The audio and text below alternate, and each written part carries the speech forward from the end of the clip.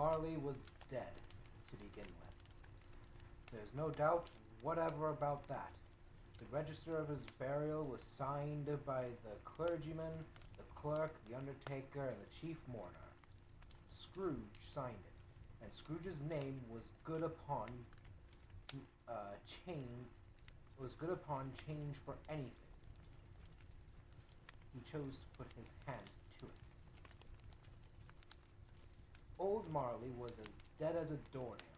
Mind, I don't mean to say that I know of my own knowledge of what there is particularly dead about a doornail, but I might have been inclined myself to regard a coffin nail as the deadest piece of ironmongery in the trade. But the wisdom of our ancestors is in the simile, and my unhallowed hands shall not disturb it, or the country's done for. You will, therefore, permit me to repeat emphatically that Marley was as dead as a doornail. Scrooge knew he was dead. Of course he did. How could it be otherwise? Scrooge and he were partners, for I don't know how many years. Scrooge was the sole executor. His sole... Oh, moved the wire. My bad. His sole administrator, his sole assign, his sole residuary legatee, his sole friend and sole mourner. And even Scrooge was not so dreadfully cut up by the said event, but that he was an excellent man of business on the very day of the funeral, and solemnized,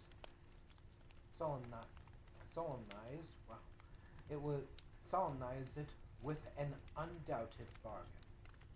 The mention of Marley's funeral brings me back to the point I started from. There is no doubt that Marley was dead. This must be distinctly understood, or nothing wonderful can come of the story I am going to relate.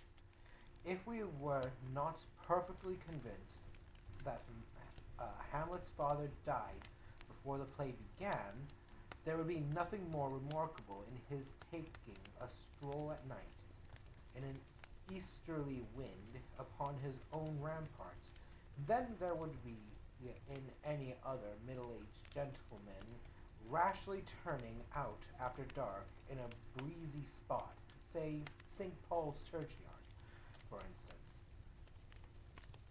literally to astonish his son's weak mind. Scrooge never painted out with old Marley's name. There it stood, years afterward, above the warehouse door, Scrooge and Marley. The firm was known as Scrooge and Marley. Sometimes people new to the business called Scrooge, and sometimes Marley, but he answered to both names. It was all the same to him. Oh, but he was a tight-fisted, hand at the grindstone Scrooge. A squeezing, wrenching, grasping, scraping, clutching, covetous old sinner. Hard and sharp as flint, from which no steel had ever struck out generous fire. Secret and self-contained and solitary as an oyster. The cold within him froze his old features, nipped his pointed nose, shriveled his cheek, stiffened his gait, made his eyes red. His thin lips blew and spoke out shrewdly in his grating voice. A frosty rime was on his head, and on his eyebrows and his weary chin. He carried his own low temperature always about with him. He iced his office in the dog days, and didn't thaw it 1 degree at Christmas. External heat and cold had little influence on Scrooge. No warmth could warm, no wintry weather chill him. No wind that blew was bitter, was bitterer than he. No falling snow was more intent upon its purpose, no pelting rain less open to entreaty. Foul weather didn't know where to have him. The heaviest rain and snow and hail and sleet could boast of the advantage over him in only one respect. They often came down handsomely, and Scrooge never did. Nobody ever stopped him in the street to say with gladsome looks, "My dear Scrooge, how are you? When will you come to see me?" No beggars implored him to bestow a trifle. No children asked him what it was o'clock. No man or woman ever once in all his life inquired the way to such and such a place of Scrooge. Even the blind man's dog appeared to know him, and, when they saw him coming on, would tug their owners into doorways and up courts, and then would wag their tails as though they said, "No eye at all is better than an evil eye, dark master." But what did Scrooge care? It was the very thing he liked, to edge his way along the crowded paths of life, warning all human sympathy to keep its distance. It was it was what the knowing ones called nuts to Scrooge. Once upon a time, of all the good days in the year, on Christmas Eve, old Scrooge sat busy in his counting house. It was cold, bleak, biting weather, foggy withal, and he could hear the people in the court outside go wheezing up and down, beating their hands upon their breasts and stamping their feet upon the pavement stones to warm them. The city clocks had only just gone 3, but it was quite dark already. It had not been light all day, and candles were flaring in the windows of the neighboring offices, like ruddy smears upon the palpable brown air. The fog came pouring in at every chink and keyhole, and was so dense without that, although the court was of the narrowest, the houses opposite were mere phantoms. To see the dingy cloud come drooping down, obscuring everything, one might have thought that nature lived hard by and was brewing on a large scale. The door of Scrooge's counting house was open, that he might keep his eye upon his clerk, who, in a dismal little cell beyond, a sort of tank, was copying letters. Scrooge had a very small fire, but the clerk's fire was so very much smaller that it looked like one coal. But he couldn't replenish it, for Scrooge kept the coal box in his own office. And so surely as the clerk came in with the shovel, the master predicted that it would be necessary for them to part. Wherefore the clerk put on his white comforter and tried to warm himself at the candle, in which effort, not being a man of strong imagination, he failed. "A Merry Christmas, Uncle! God save you!" cried a cheerful voice. It was the voice of Scrooge's nephew, who came upon him so quickly that this was the first intimation, yes, he had made of his approach. "Bah!" said Scrooge. "Humbug!" He had so heated himself with rapid walking in the fog and frost, this nephew of Scrooge's, that he was all in a glow. His face was ruddy and handsome, his eyes sparkled, and his breath smoked again. "Christmas a humbug, Uncle," said Scrooge's nephew. "You don't mean that, I'm sure." "I do," said Scrooge. "Merry Christmas.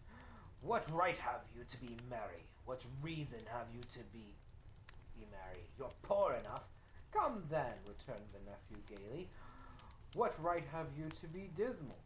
What reason have you to be morose? You're rich enough. Scrooge, having no better answer ready on the spur of the moment, said "Bah!" again, and followed it up with "Humbug!" Don't be cross, uncle, said the nephew. What else can I be, returned the uncle, when I live in such a world of fools as this? Merry Christmas! Out upon Merry Christmas! What's Christmas time to you but a time for paying bills without money? A time for finding yourself a year older and not an hour richer.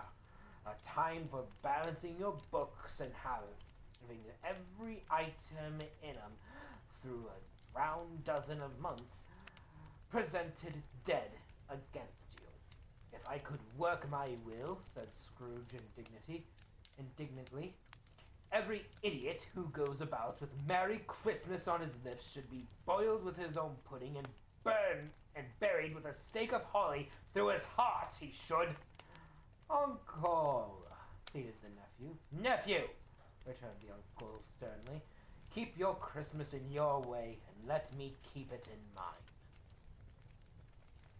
Keep it, replied Scrooge's nephew, but you don't keep it. Let me leave it alone then, said Scrooge. Much good may it do you. Much good it has ever done you. There are many things from which I might have derived good by which I have not profited, I dare say, returned the nephew. Christmas among the rest. But I am sure I have always thought of Christmas time when it has come round.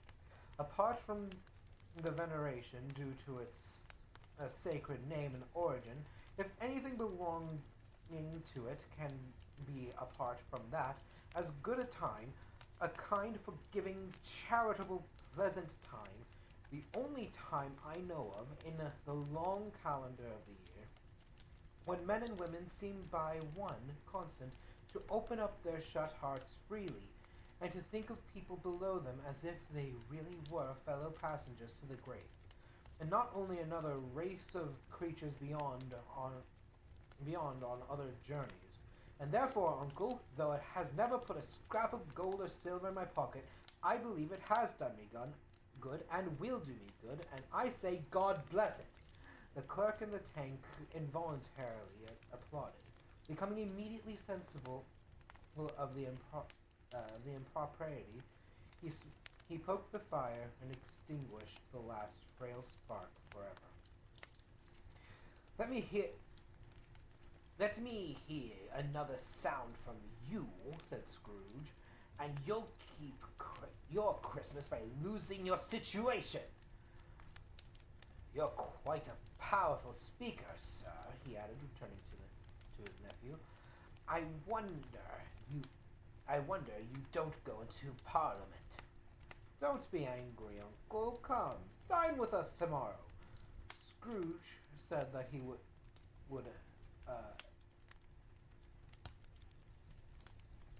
Scrooge said that he would see him. Yes, indeed he did. He went the whole length of the expression and said that he would see him in that extremity first.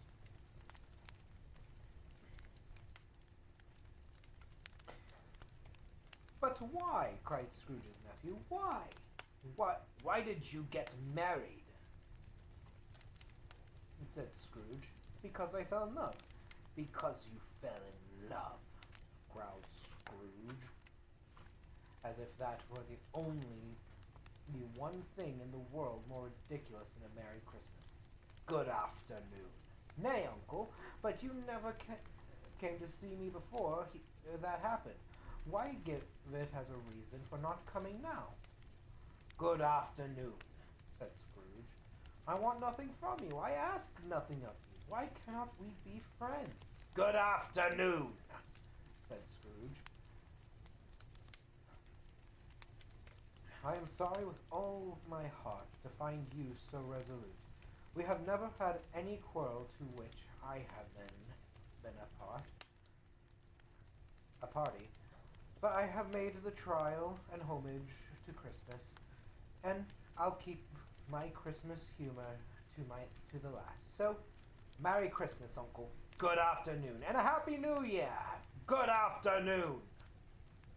His nephew left the room without any angry word, notwithstanding. He stopped at the outer door to bestow the greetings of the season on the clerk, who, cold as he was warmer than Scrooge, for he returned them cordially.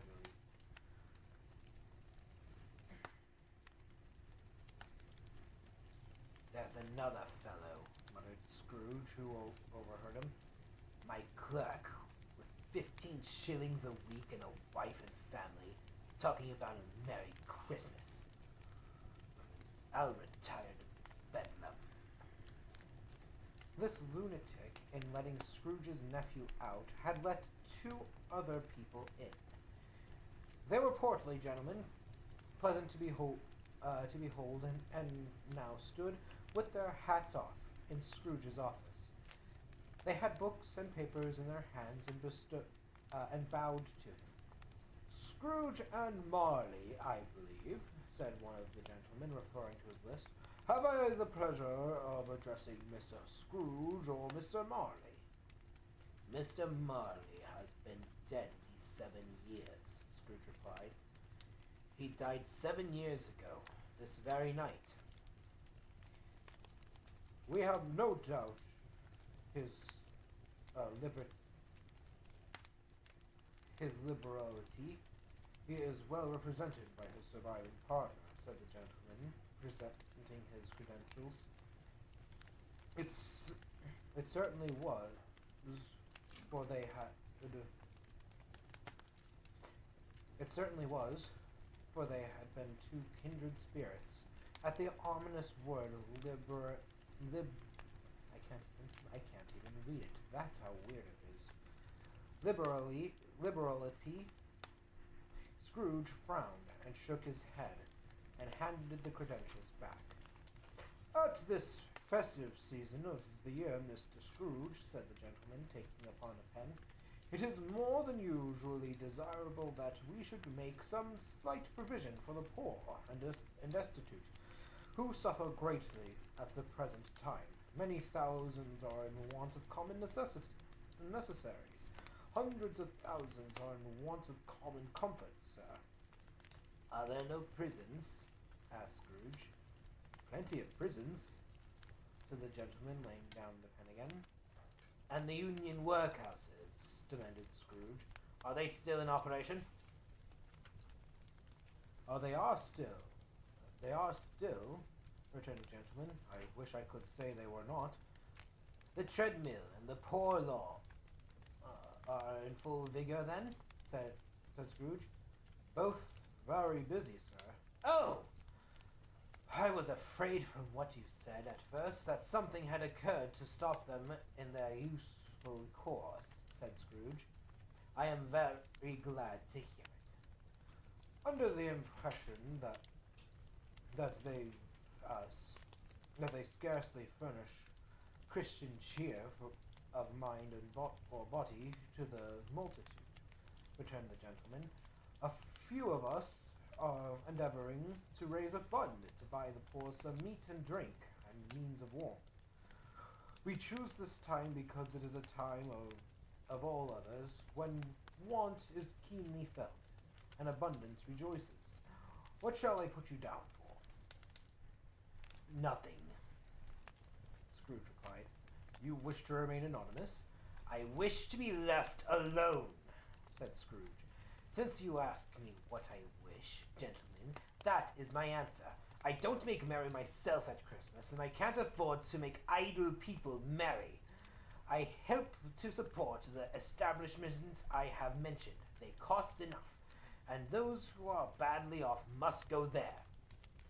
Many can't go there, and many would rather die. If they would rather die, said Scrooge, they had better do it, and decrease the surplus population. Besides, excuse me, I don't know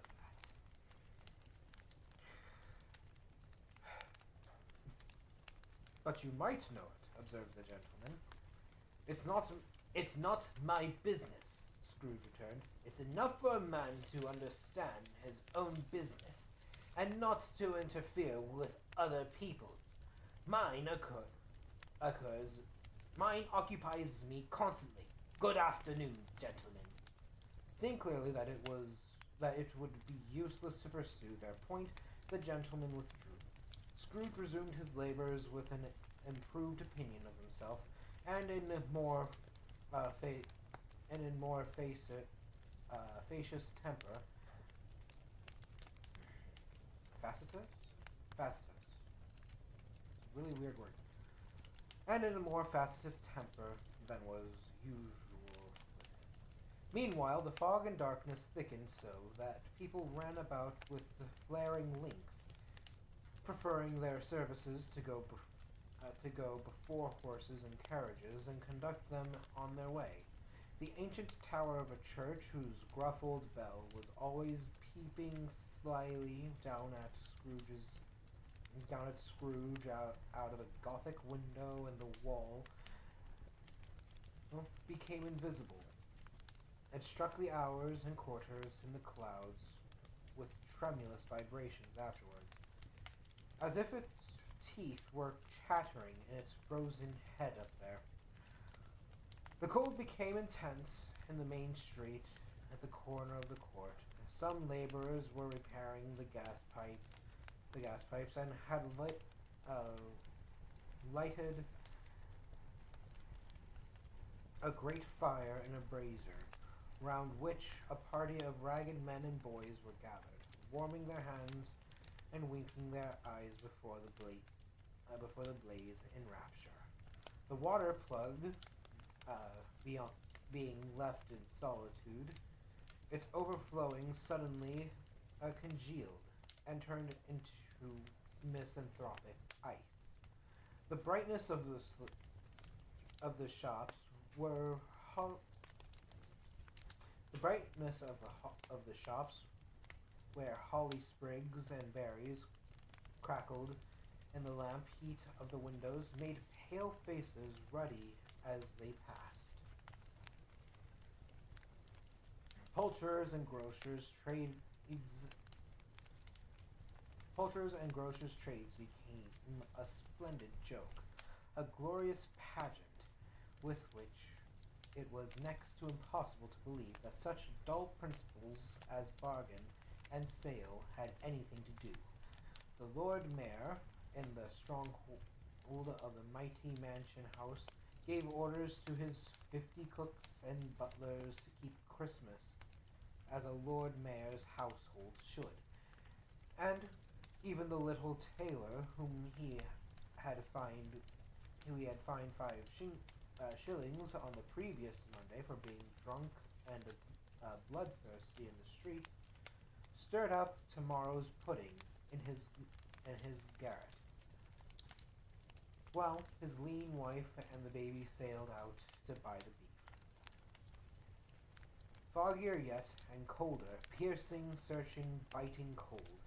If the good Saint Dunstan had but nipped the evil spirit's nose with a touch of such weather as that, instead of using his familiar weapons, then indeed he would have roared to lusty purpose. The owner of one scant young nose gnawed and mumbled by the hungry cold as bones are gnawed by dogs, stooped down at Scrooge's keyhole to regale him with a Christmas carol.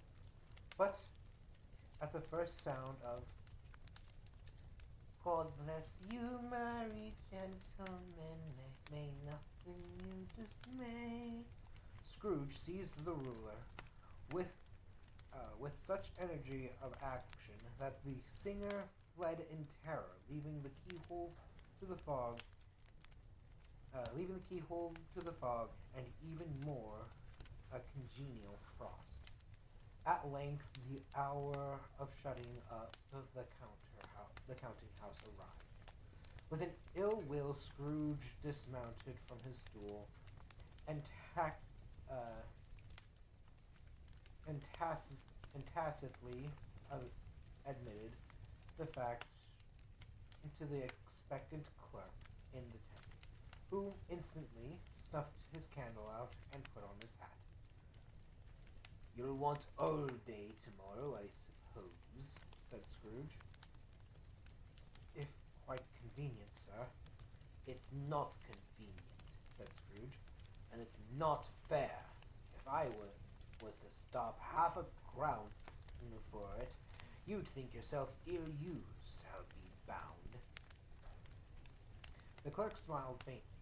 "And yet," said Scrooge, "you don't think me ill-used when I pay a day's wages for no work."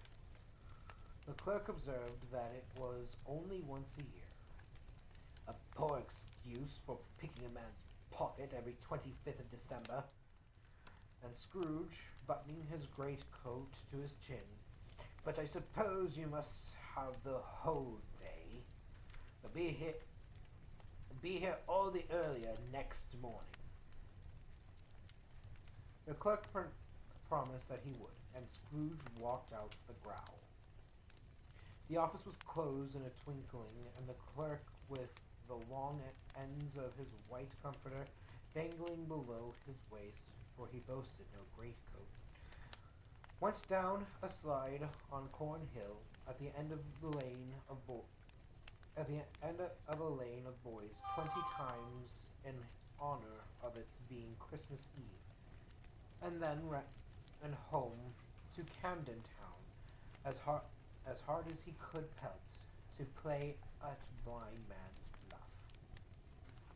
Scrooge took his melancholy dinner in his usual melancholy tavern, and having read all the newspapers and beguiled the rest of the evening with his banker's books, went home to bed. He lived in chambers which had once belonged to his deceased partner.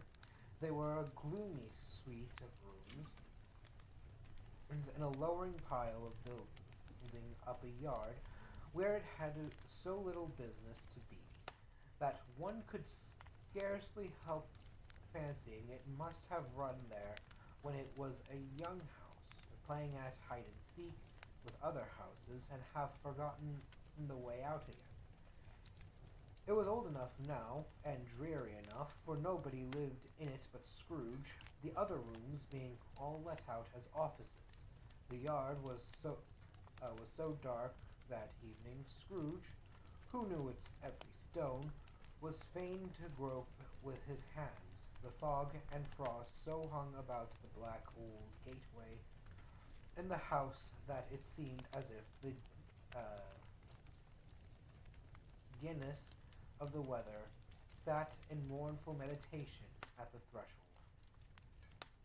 Now, it is a fact that there was nothing at all particular about the knocker on the door, except that it was very large.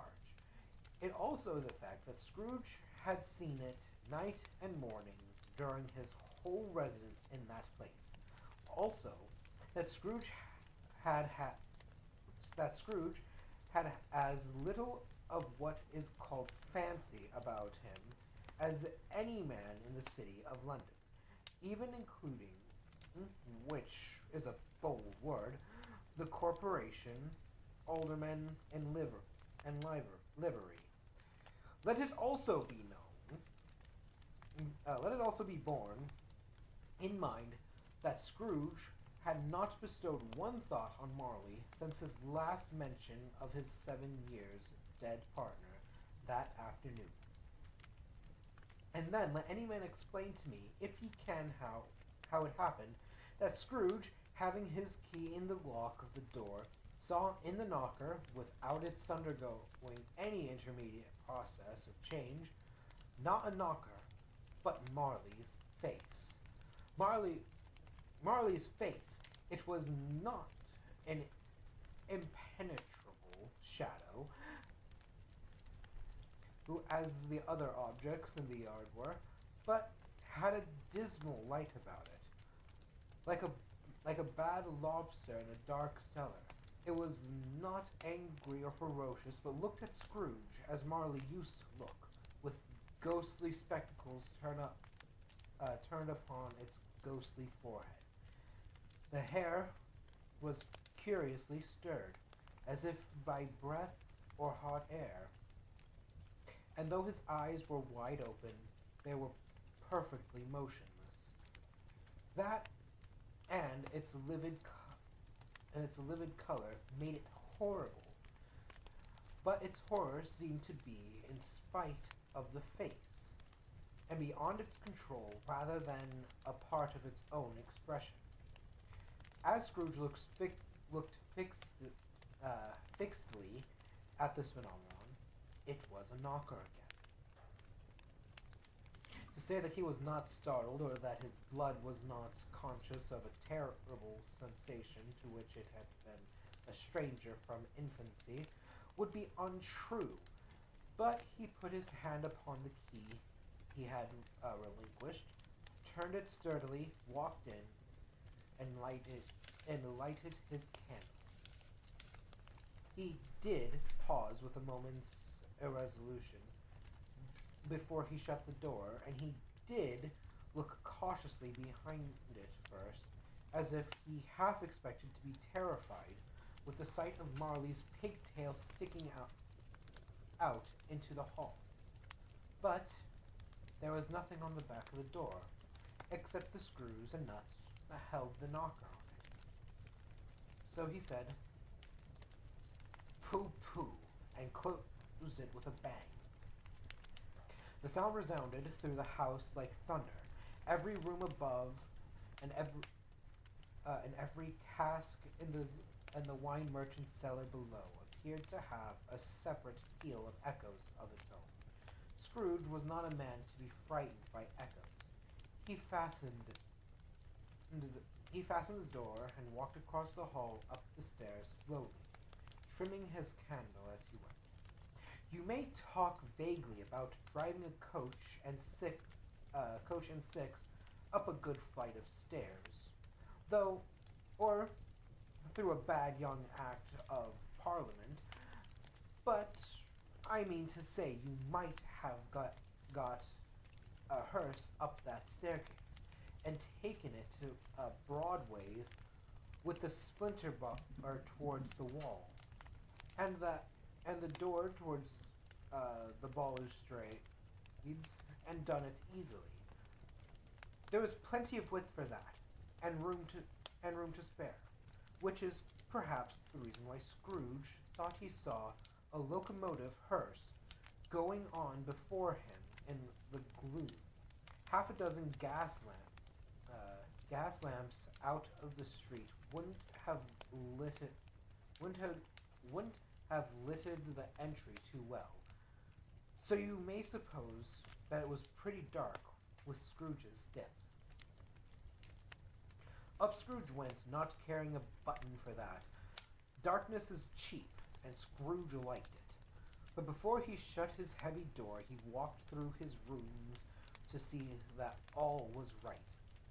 He had just enough recollection of the face to desire to do that.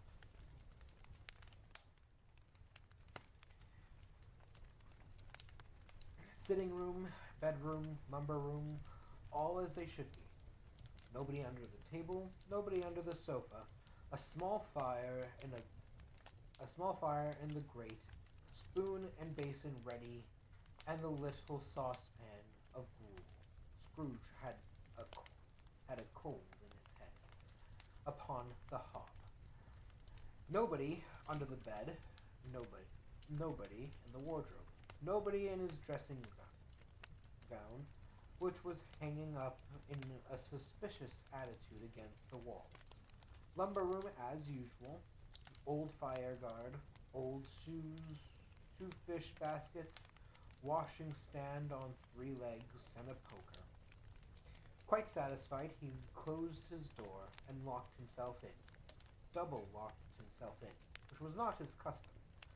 Thus secured against surprise, he took off his hat He took off his cravat, put on his dressing gown and slippers and his nightcap, and sat down before the fire to take his gruel. It was a very low fire indeed, nothing on such a bitter night. He was obliged to sit close to it and brood over it before he could extract the least sensation of warmth from such a handful of fuel. The fireplace was an old one, built by some Dutch merchant long ago, paved all round in quaint Dutch tiles designed to illustrate the scriptures. There were Cains and Abels, Pharaoh's daughters, queens of Sheba, angelic messengers descending through the air on clouds like feather beds. Abraham's, Belshazzar's, apostles putting off to sea in butter boats, hundreds of figures to attract his thoughts. And yet, that face of Marley's, 7 years dead, came like the ancient prophet's rod, and swallowed up the whole. If each smooth tile had been blank at first, with power to shape some pictures on its surface from the disjointed fragments of his thoughts, there would have been a copy of old Marley's head on every one. "Humbug!" said Scrooge, and walked across the room. I hope the mic is picking me up. I think it is. After several turns, he sat down again. As he threw his head back in his chair, his glance happened to rest upon a bell, a disused bell, that hung in the room and communicated for some purpose now forgotten with a chamber in the highest story of the building. It was with great astonishment and with a strange, inexplicable dread that, as he looked, he saw this bell begin to swing. It swung so softly in the outset that it scarcely made a sound, but soon it rang out loudly, and so did every bell in the house. It might have lasted half a minute or a minute, but it seemed an hour. The bells ceased as they had begun, together. They were succeeded by a clanking noise, deep down below, as if some person were dragging a heavy chain over the cask in the wine merchant's cellar. Scrooge then remembered to have heard that ghosts in haunted houses were described as dragging chains. The cellar door flew open with a booming sound, and then he heard the noise much louder on the floors below, then coming up the stairs and coming straight towards his door. "It's humbug still," said Scrooge. "I won't believe it." His color changed, though, when, without a pause, it came on through the heavy door and passed into the room before his eyes. Upon its coming in, the dying flame leaped up as though it cried, "I know him! Marley's ghost!" and fell again. The same face, the very same, Marley in his pigtail, usual waistcoat, tights, and boots, the tassels on the latter bristling like his pigtail, and his coat skirts, and the hair upon his head. The chain he drew was clasped about his middle. It was long and wound about him like a tail, and it was made, for Scrooge observed it closely, of cash boxes, keys and padlocks, ledgers, deeds, and heavy purses wrought in steel. His body was transparent, so that Scrooge, observing him and looking through his waistcoat, could see the two buttons on his coat behind.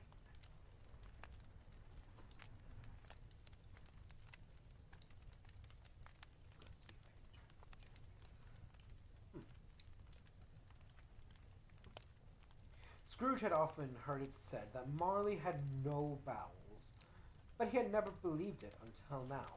Nor did he believe it even now, though he looked the phantom through and through and saw it standing before him, though he felt the chilling influence of its death-cold eyes and marked the very texture of the folded kerchief bound about its head and chin, which wrapper he had not observed before.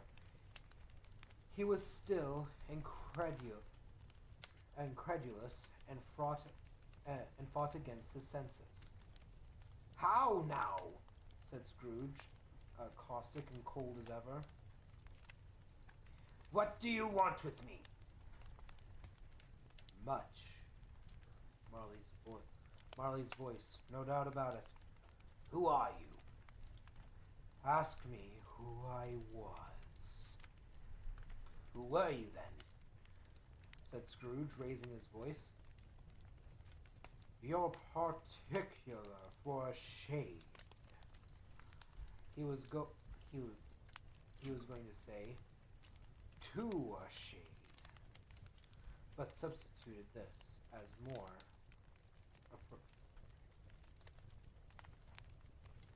I read that wrong. I'm going to reread it.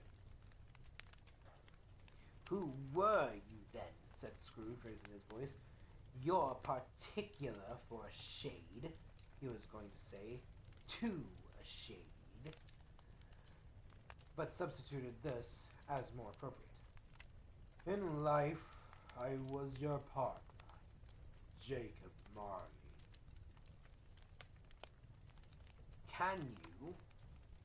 Can you sit down?" asked Scrooge, looking doubtfully at him. "I can." "Do it, then." Scrooge asked the question because he didn't know whether a ghost so transparent might find himself in a condition to take a chair, and felt that, in the event of its being impossible, it might involve the necessity of an embarrassing explanation. But the ghost sat down on the opposite side of the fireplace as if he were quite used to it. "You don't believe in me," observed the ghost. "I don't," said Scrooge. "What evidence would you have of my reality beyond that of your own senses?" "I don't know," said Scrooge. "Why do you doubt your senses?" "Because," said Scrooge, "a little thing affects them. A slight disorder in the stomach makes them cheats. You may be an undigested bit of beef, a lot of mustard, a crumb of cheese, a fragment of an underdone potato. There's more gravy than of grave about you, whatever you are." Scrooge was not much in the habit of cracking jokes, nor did he feel in his heart by any means Whiggish then. The truth is that he tried to be smart as a means of distracting his own attention and keeping down his terror, for the spectre's voice disturbed the very marrow of his bones. To sit staring at those fixed, glazed eyes in silence for a moment would play, Scrooge felt, the very deuce with him. There was something very awful too in that spectre's being provided with an infernal atmosphere of its own. Scrooge could not feel it himself, but this was clearly the case, for though the ghost sat perfectly motionless, its hair and skirts and tassels were still agitated as if by the hot vapor from an oven. "You see this toothpick?" said Scrooge, returning quickly to the charge, for the reason just assigned, and wishing, though it were only for a second, to divert the vision's stony gaze from himself. "I do," replied the ghost. "You are not looking at it," said Scrooge. "But I see it," said the ghost, "notwithstanding." understanding. Well, returned Scrooge, I have but to swallow this, and be for the rest of my days persecuted by a legion of goblins, all of my own creation. Humbug, I tell you, humbug! At this, the spirit raised a frightful cry and shook its chains with such a dismal and appalling noise that Scrooge held on tight to his chair to save himself from falling in a swoon. But how much greater was his horror when the phantom, taking off the bandage round his head, as if it were too warm to wear indoors. If it were too warm to wear indoors, its lower jaw dropped down upon its breast. Scrooge fell upon his knees and clasped his hands before his face. "Mercy!" he said. "Dreadful apparition, why do you trouble me?" "Man of the worldly mind," replied the ghost, "do you believe in me or not?" "I do," said Scrooge. "I must. But why do spirits walk the earth, and why do they come to me?" "It is required of every man," the ghost returned, "that the spirit within him should walk abroad among his fellow men and travel far and wide. And if that spirit goes not forth in life, it is condemned to do so after death. It is doomed to wander through the world. Oh, woe is me, and witness what it cannot share, but might have shared on earth, and turned to happiness." Again the spectre raised a cry and shook its chains and wrung its shadowy hand. You are fettered," said Scrooge, trembling. "Tell me why." "I wear the chain I forged in life," replied the ghost. "I made it link by link and yard by yard. I girded it of my own free will, and of my own free will I wore it. Is its pattern strange to you?" Scrooge trembled more and more.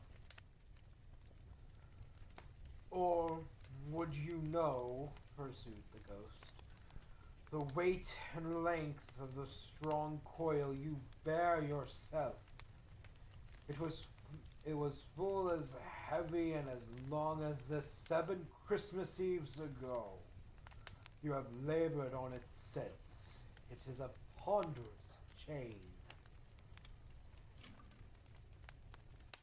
Scrooge glanced about him on the floor on the expectation of finding himself surrounded by some 50 or 60 fathoms of iron cable, but he could see nothing.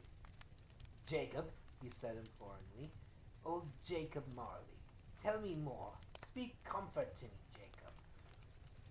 "I have none to give," the ghost replied.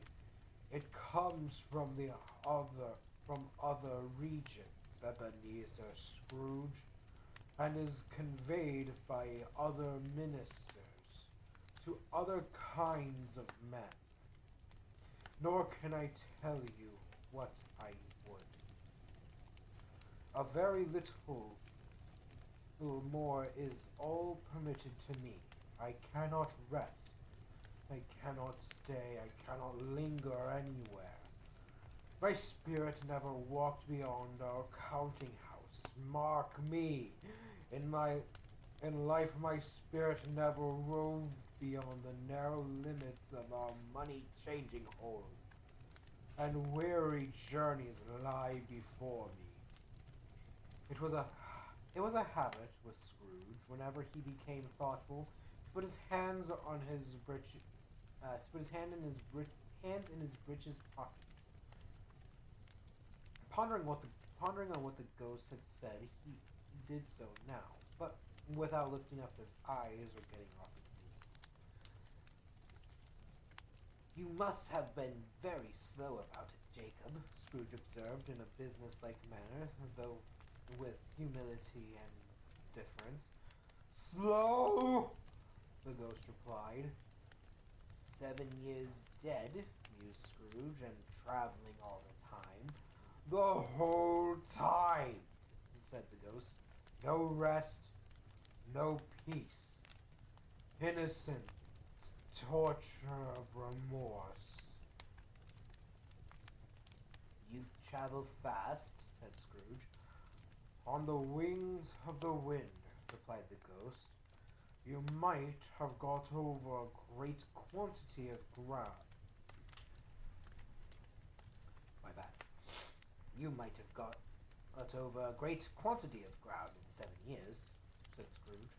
The ghost, on hearing this, set up another cry and clanked its chain so hideously in the dead silence of the night that the ward would have been justified in indicting it for a nuisance.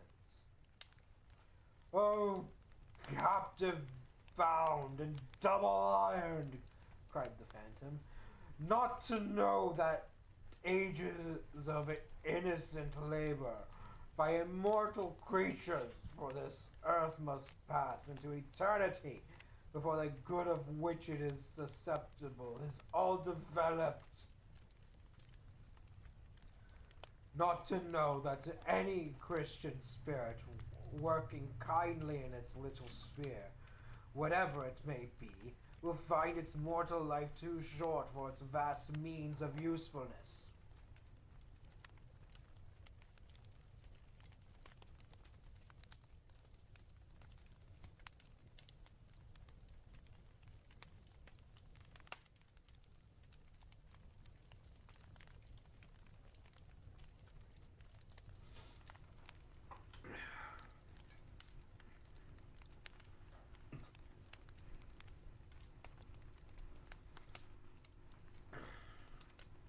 Not to know that no space of regret can make amends for one's life opportunities misused. Yet such was I, oh such was I. But you were always a good man of business, Jacob flattered Scrooge, who now began to apply this to himself. Business! Cried the ghost, wringing its hands again. Mankind was my business. The common welfare was my business. Charity, mercy, forbearance, and benevolence were all my business. The dealings of my trade were but a drop of water in the comprehensive ocean of my business. It held up its chains at arm's length, as if that were the cause of all its unavailing grief, and flung it heavily upon the ground again. At this time of the rolling year, the spectre said, I suffer most. Why did I walk through crowds of fellow beings with my eyes turned down, and never raise them to that blessed star which led the wise men to a poor abode? Were there no poor homes to which its light would have conducted me? Scrooge was very much dismayed to hear the spectre going on at this rate, and began to quake exceedingly. Hear me, cried the ghost. My time is nearly gone. I will, said Scrooge, but don't be hard upon me. Don't be flowery, Jacob, pray. How is it that I appear before you in a shape that you can see? I may not tell. I have sat invisible beside you many and many a day. It was not an agreeable idea, Scrooge shivered. and wiped the perspiration from his brow. This, that is no light. That is no light part of my penance, pursued the ghost. I am here tonight to warn you that you have yet a chance and hope of escaping my fate. A chance and hope of my procuring Ebenezer. You are always a good friend to me, said Scrooge. Thank you. You will be haunted, resumed the ghost, by 3 spirits. Scrooge's countenance fell almost as low as the ghost's hand. The ghost had done. Is that the chance and hope you mentioned, Jacob? He demanded in a faltering voice. It is. I think I'd rather not, said Scrooge. Without their visits, said the ghost, you cannot hope to shun the path I tread. Expect the first tomorrow when the bell tolls 1. Couldn't I take 'em both once and have it over? Jacob, hinted Scrooge. Expect the second on the next night at the same hour. The third upon the next night when the last stroke of 12 had ceased to vibrate. Look to see me no more, and look that, for your own sake, you remember what has passed between us.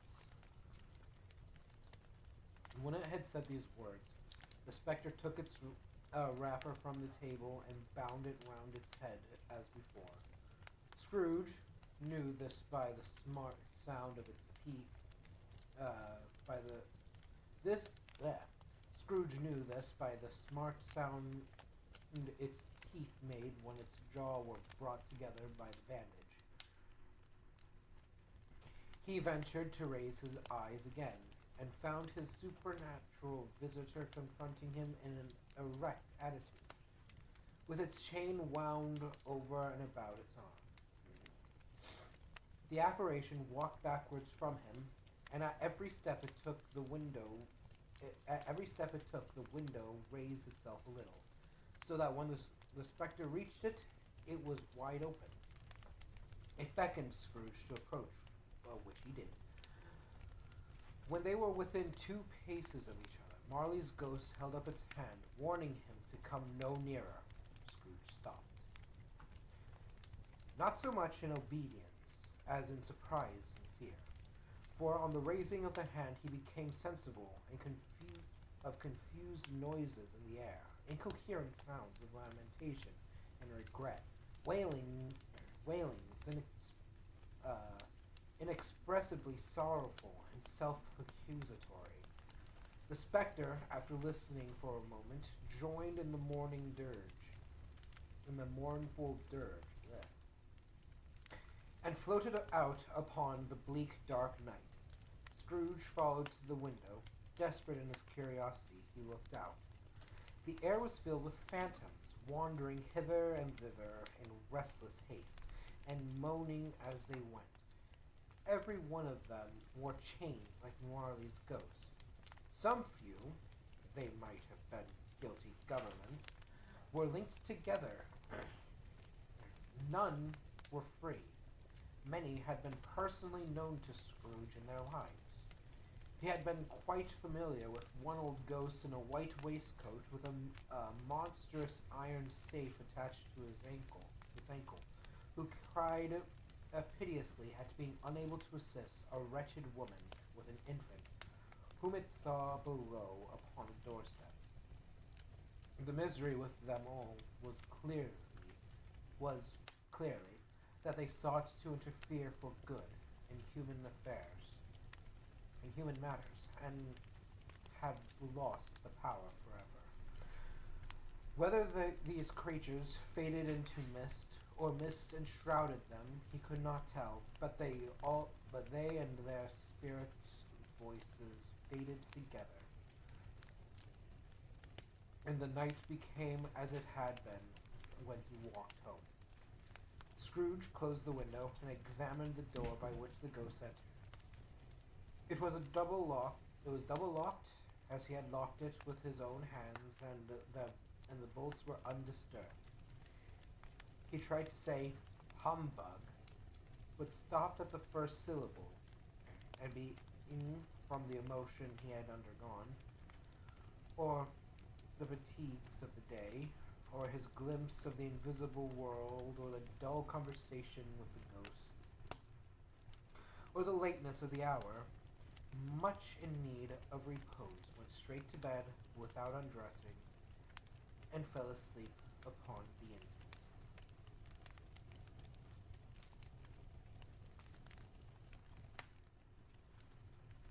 When Scrooge awoke, it was so dark that, looking out of bed, he could scarcely distinguish the transparent window from the opaque walls of his chamber.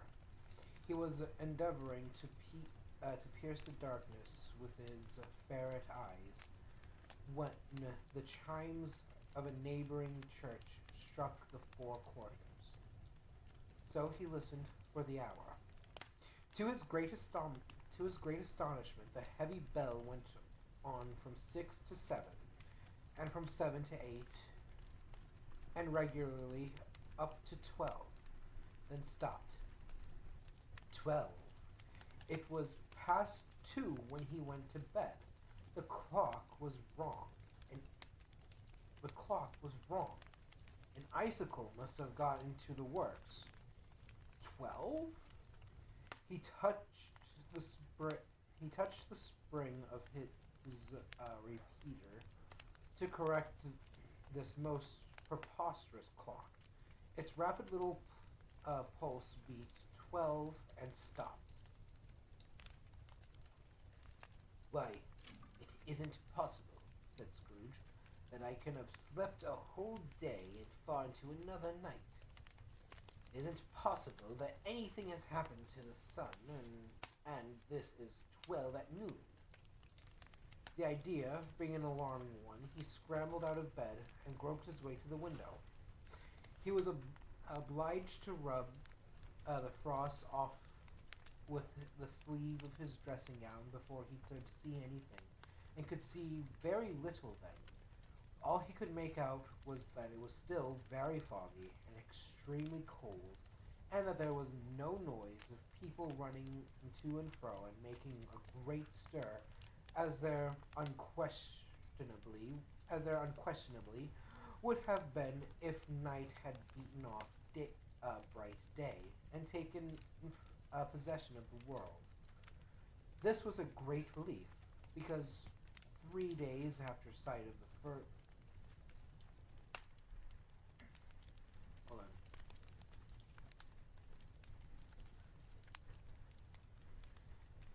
because 3 days after sight of this first of exchange.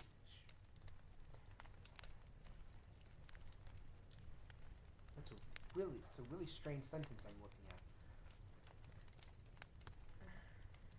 Sorry. This was a great relief, because 3 days after sight of the first of exchange pay to Ebenezer Scrooge, or his order, and so forth, would have become a mere United States Secretary if there were no days to count by. Scrooge went to bed again, and thought it over and over, and could make nothing of it.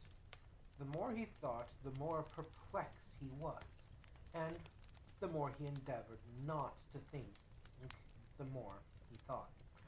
Marley's ghost bothered him exceedingly. Every time he resolved within himself, after mature inquiry, that it was all a dream, his mind flew back again, like a strong spring released to its first position, and presented the same problem to be worked all through. Was it a dream or not? Scrooge lay in this state until the chime had gone 3 quarters more, when he remembered on a sudden that the ghost had warned him of a visitation. When the bell tolled one, he resolved to lie awake until the hour was past, and considering that he could no more go to sleep than go to heaven, this was perhaps the wisest resolution in his power. The corridor was so long that he was more than once convinced he must have sunk into a doze, and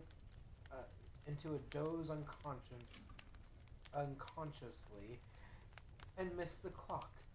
At length, at length, it broke upon his listening ear.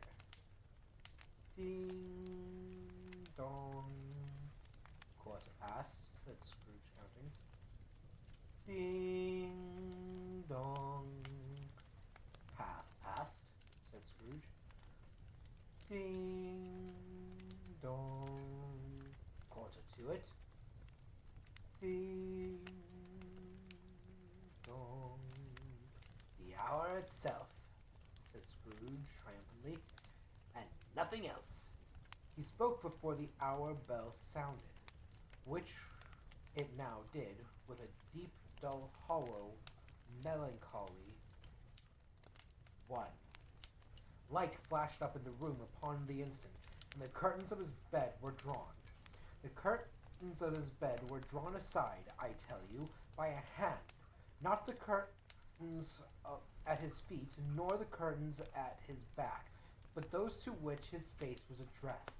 The curtains of his bed were drawn aside, and Scrooge, staring up into a half recumbent attitude, found himself face to face with an unearthly visitor who drew them as close to it as I am now to you, and I am standing in the spirit at your elbow.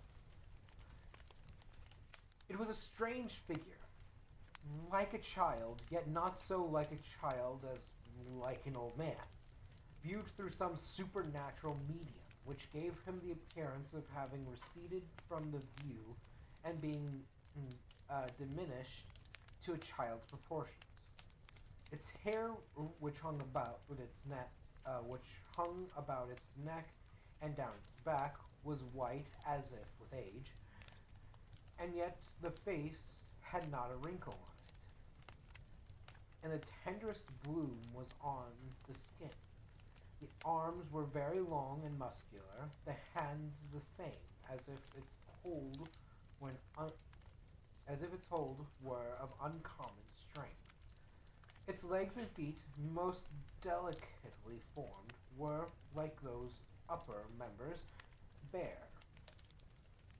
It wore a tunic of the purest white, and round its waist was bound a lustrous belt, the sheen of which was beautiful.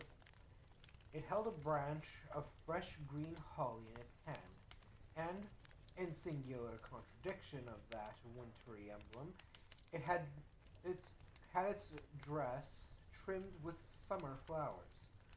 But the strangest thing about it was that from the crown of its head there sprung a bright, clear jet of light,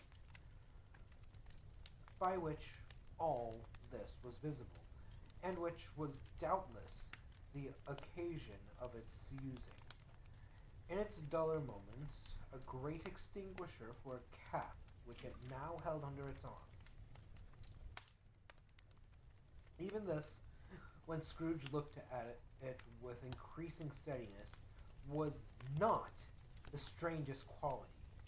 For as its belt sparkled and glittered, now in one part and now in another, and what was light one instant, at another time was dark, so the figure itself fluctuated in its distinctness, being now a thing with one arm, now with one leg, now with 12 legs, now with 20 legs, now a pair of legs without a head,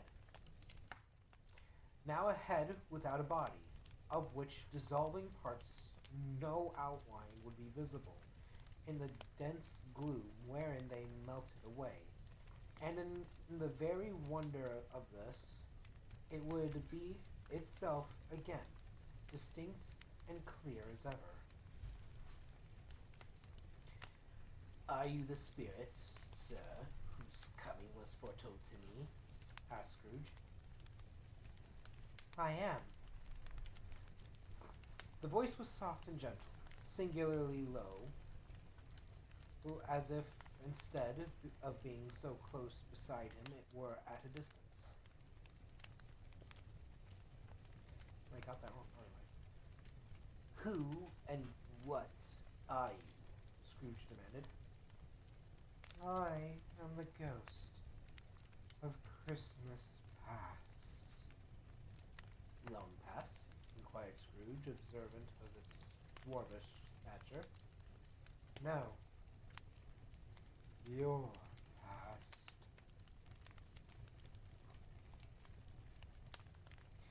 Perhaps Scrooge could not have told anybody why, if anybody could have asked him. But he had a special desire to see the spirit in his cap, and begged him to be covered. "What?" exclaimed the ghost. Would you so soon put out with worldly hands the light I give? Is it not enough that you are one of those whose passions made this cap and force me through whole trains of years to wear it low upon my brow?" Scrooge reverently disclaimed all intention to offend or any knowledge of having willfully ebonneted the spirit at any period of his life, when then made bold to inquire what business brought him there. "Your welfare," said the ghost. Scrooge expressed himself much obliged, but could not help thinking that a night of unbroken rest would have been more conducive to that end. The spirit must have heard him thinking, for it said immediately, "Your reclamation, then. Take heed." It put out its strong hand as it spoke, and clasped him gently by the arm. "Rise and walk with me. And walk with me." Okay, you could hear that. Making sure. It would have been in vain for Scrooge to plead that the weather and the hour were not adapted to pedestrian purposes. That bed was warm, and the thermometer a long way below freezing. That he was clad but lightly in his slippers, dressing gown, and nightcap, and that he had a cold upon him at that time. The grasp, though gentle as a woman's hand, was not to be resisted. He rose, but finding that the spirit made towards the window, clasped its robes in supplication. "I am a mortal," Scrooge remonstrated, "and liable to fall." Bear but a touch of my hand. There," said the spirit, laying it upon his heart, "and you shall be upheld in more than this." As the words were spoken, they passed through the wall, and stood upon an open country road, with fields on either hand. The city had entirely vanished. Not a vestige of it was to be seen. The darkness and the mist had vanished with it, for it was a clear, cold winter day, with the snow upon the ground. "Good heaven!" said Scrooge, clasping his hands together as he looked about him. "I was bred in this place." I was a boy here. The spirit gazed upon him mildly. Its gentle touch, though it had been light and, and instantaneous, appeared still present to hold to the old man's sense of feeling. He was conscious of 1,000 odors floating in the air, each one connected with 1,000 thoughts, and hopes and joys and cares long, long forgotten. Your lip is trembling, said the ghost. And what is that upon your cheek? Scrooge muttered, with an unusual catching in his voice, that it was a pimple, and begged the ghost to lead him where he would. You recollect the way? Inquired the spirit. Remember it? Cried Scrooge with fervor. I could walk it blindfold. Strange to have forgotten it for so many years, observed the ghost. Let us go on. They walked along the road, Scrooge recognizing every gate and post and tree until a little market town appeared in the distance with its bridge, its church and winding river. Some shaggy ponies now were seen trotting towards them, with boys upon their back who called to other boys in country gigs and carts, driven by farmers. All these boys were in great spirits and shouted to each other until the broad fields were so full of merry music that the crisp air laughed to hear it. These are but shadows of the things that have been, said the ghost. They have no consciousness of us. The jocund travelers came on, and as they came, Scrooge knew and named them every one. Why was he rejoiced beyond all bounds to see them? Why did his cold eye glisten with his heart? Why did his cold eye glisten and his heart leap up as they went past? Why was he filled with gladness when he heard them give each other Merry Christmas as they parted at crossroads and byways for their several homes? What was Merry Christmas to Scrooge? Out upon Merry Christmas.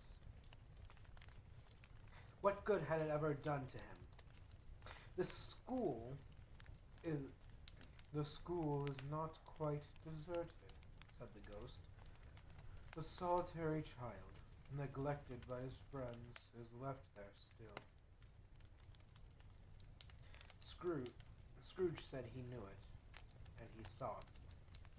They left the high road by a well-remembered lane, and soon approached a mansion of dull red brick, with a little weather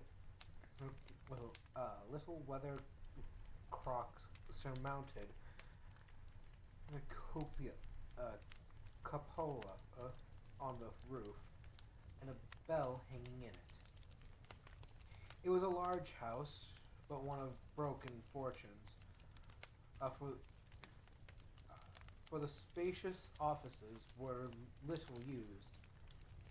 Their walls were damp and mossy, their windows broken and their gates decayed. Fowls clucked and strutted in the stables, and the coach houses and sheds were overrun with grass. Nor was it more retentive of its ancient state within. For entering the dreary hall and glancing through the open doors of many rooms, they found them poorly furnished, cold and vast.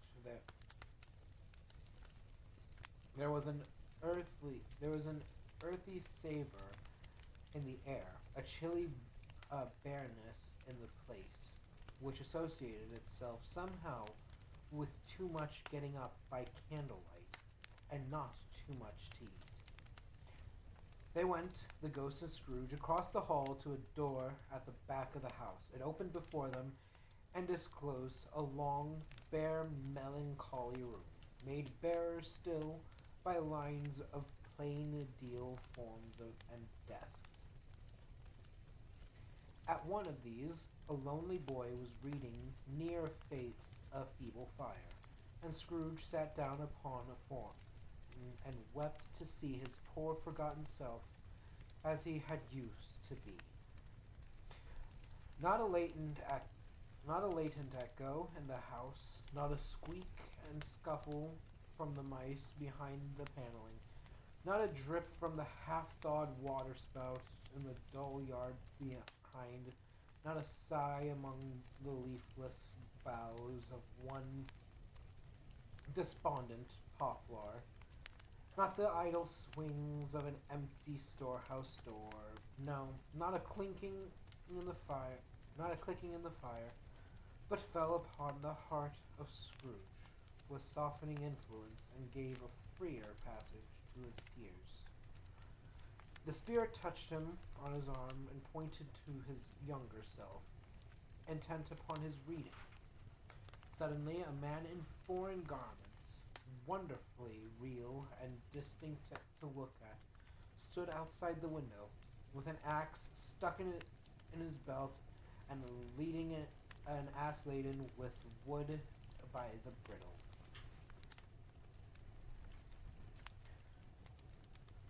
"Why, it's Ali Baba!"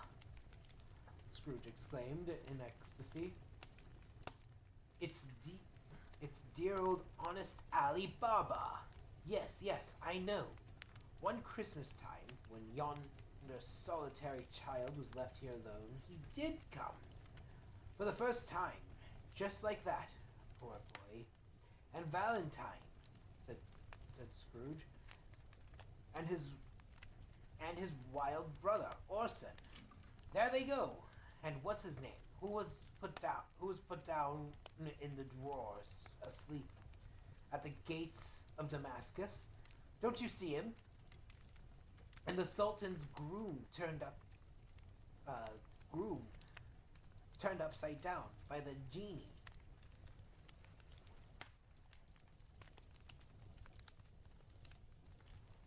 Apologies. There he is upon his head. Serve him right. I'm glad of it. What business had he to be married to the princess? To hear Scrooge expending all the earnestness of his nature on such subjects, in most extraordinary voice, between laughing and crying, and to see his heightened and excited face, would have been a surprise to his business friends in the city indeed. "There's the parrot!" cried Scrooge. "Green body and yellow tail, with a thing like a lettuce grown down from the top of his head. There he is, poor Robin Crusoe. He called him when he came home again after sailing round the island. Poor Robin Crusoe. Where have you been, Robin Crusoe?" The man thought he was dreaming, but he wasn't. It was the parrot, you know. There goes Friday, running for his life to the little creek. Hello, hoop, halloo! Then with a rapidity of transition very foreign to his usual character, he said in pity for his former self, "Poor boy," and cried again. "I wish," Scrooge muttered, putting his hands in his pocket and looking about him after drying his eyes with his cuff. "But it's too late now." "What's the matter?" asked the spirit. "Nothing," said Scrooge. "Nothing. There was a boy singing a Christmas carol at my door last night. I should like to have given him something, that's all." The ghost smiled thoughtfully, waved its hand, saying as it did so, "Let us see another Christmas." Scrooge's former self grew larger at the words, and the room became a little darker and more dirty. The panels shrunk, the windows cracked, fragments of plaster fell out of the ceiling, and the naked laths were shown instead. But how all this was brought about, Scrooge knew no more than you do.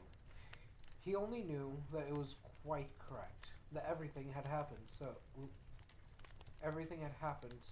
that there he was, alone again, when all the other boys had gone home for the jolly holidays. He was not reading now, but walking up and down despairingly. Scrooge looked at the ghost and, with mournful shaking of his head, glanced anxiously towards the door. It opened, and a little girl, much younger than the boy, came darting in, and putting her arms about his neck, and often kissing him, addressed him as her dear, dear brother.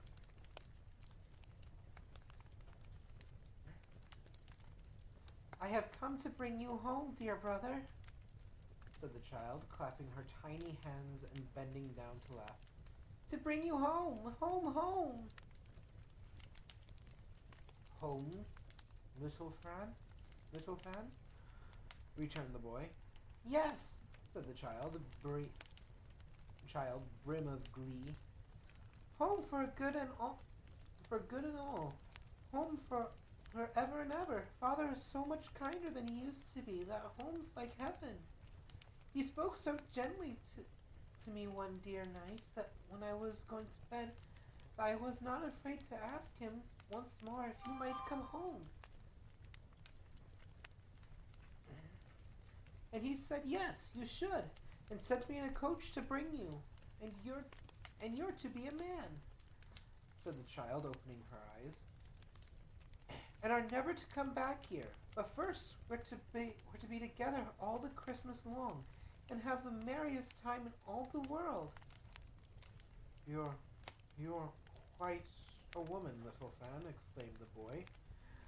She clapped her hands and laughed, and tried to touch his head, but, being too little, laughed again, and stood on tiptoe to embrace him. Then she began to drag him in her childish eagerness towards the door, and he, nothing loath to go, accompanied her. A terrible voice in the hall cried, "Bring down Master Scrooge's box there!" And in the hall appeared the schoolmaster himself, who glared on Master Scrooge with a ferocious condescension. Con, yeah, conde- Condescension, and threw him into a dreadful state of mind by shaking his hands with him. He then conveyed him to his sister into the veriest old well of a shivering best parlor that ever was seen, where the maps upon the wall and the celestial and terrestrial globes in the windows were waxy with cold. Here he produced a decanter of curiously light wine, and a block of curiously heavy cake, and administered installments of those dainties to the young people, at the same time sending out a meager servant to offer a glass of something to the postboy, who answered that he thanked the gentleman, but if it was the same tap as he had tasted before, he had rather not. Master Scrooge's trunk being by this time tied onto the top of the chassis, the children bade the schoolmaster goodbye right willingly, and getting into it, drove gaily down the garden sweep, the quick wheels dashing the hoar frost and snow from off the dark leaves of the evergreens like spray. Always a delicate creature whom a breath might have withered, said, said the ghost. But she had a large heart. So she had, cried Scrooge. You're right. I'll not gainsay it, spirit. God forbid. She died a woman, said the ghost, and had, as I think, children. One child, Scrooge returned. True, said the ghost. Your nephew. Scrooge seemed uneasy in his mind and answered briefly, yes. Although they had but that moment left the school behind them, they were now in the busy thoroughfares of a city, where shadowy passengers passed and repassed, where shadowy carts and coaches battled for the way, and all the strife and tumult of a real city were, it was made plain enough by the dressing of the shops that here too it was Christmas time again. But it was evening, and the streets were lighted up. The ghost stopped at a certain warehouse door, and Scrooge asked if he knew it. Know it? Said Scrooge. I was apprenticed here. Was I apprenticed here? I read that wrong. My apologies. They went in at sight of an old gentleman in a Welsh wig sitting behind such a high desk that if he had been 2 inches taller, he must have knocked his head against the ceiling. Scrooge cried in great excitement, "Why, it's old Fezziwig! Bless his heart, it's Fezziwig alive again!" Old Fezziwig laid down upon his pen and looked up at the clock, which pointed to the hour of 7. He rubbed his hands, adjusted his capacious waistcoat, laughed all over himself, from his shoes to his organ of benevolence, and called out in a comfortable, oily, rich, fat, jovial voice, "Yo-ho there, Ebenezer! Dick! Yo-ho there, Ebenezer! Dick!" Scrooge's former self, now grown a young man, came briskly in, accompanied by his fellow apprentice, Dick Wilkins, to be sure, said Scrooge to the ghost. Bless me, yes, there he is. He was very much attached to me, was Dick. Poor Dick, dear Dick. Wow. Yo-ho, boys! My boys, said Fezziwig. No more work tonight. Christmas Eve. Dick, Christmas, Ebenezer. Let's have the shutters up, cried old Fezziwig with a sharp clap of his hands before a man can say Jack Robbins. You wouldn't believe how those two fellows went at it. They charged into the streets with the shutters 1, 2, 3, had 'em up in their places. 4, 5, 6, bared 'em and pinned 'em. 7, 8, 9, and came back before you could have got to 12, panting like racehorses. Hilly-ho! Cried old Fezziwig, skipping down from his high desk with wonderful agility. Clear away, my lads, and let's have lots of room here. Hilly-ho, Dick! Cheer up, Ebenezer! Clear away. There was nothing they wouldn't have cleared away, or couldn't have cleared away, with old Fezziwig looking on. It was done in a minute. Every movable was packed off as if it were dismissed from public life forevermore.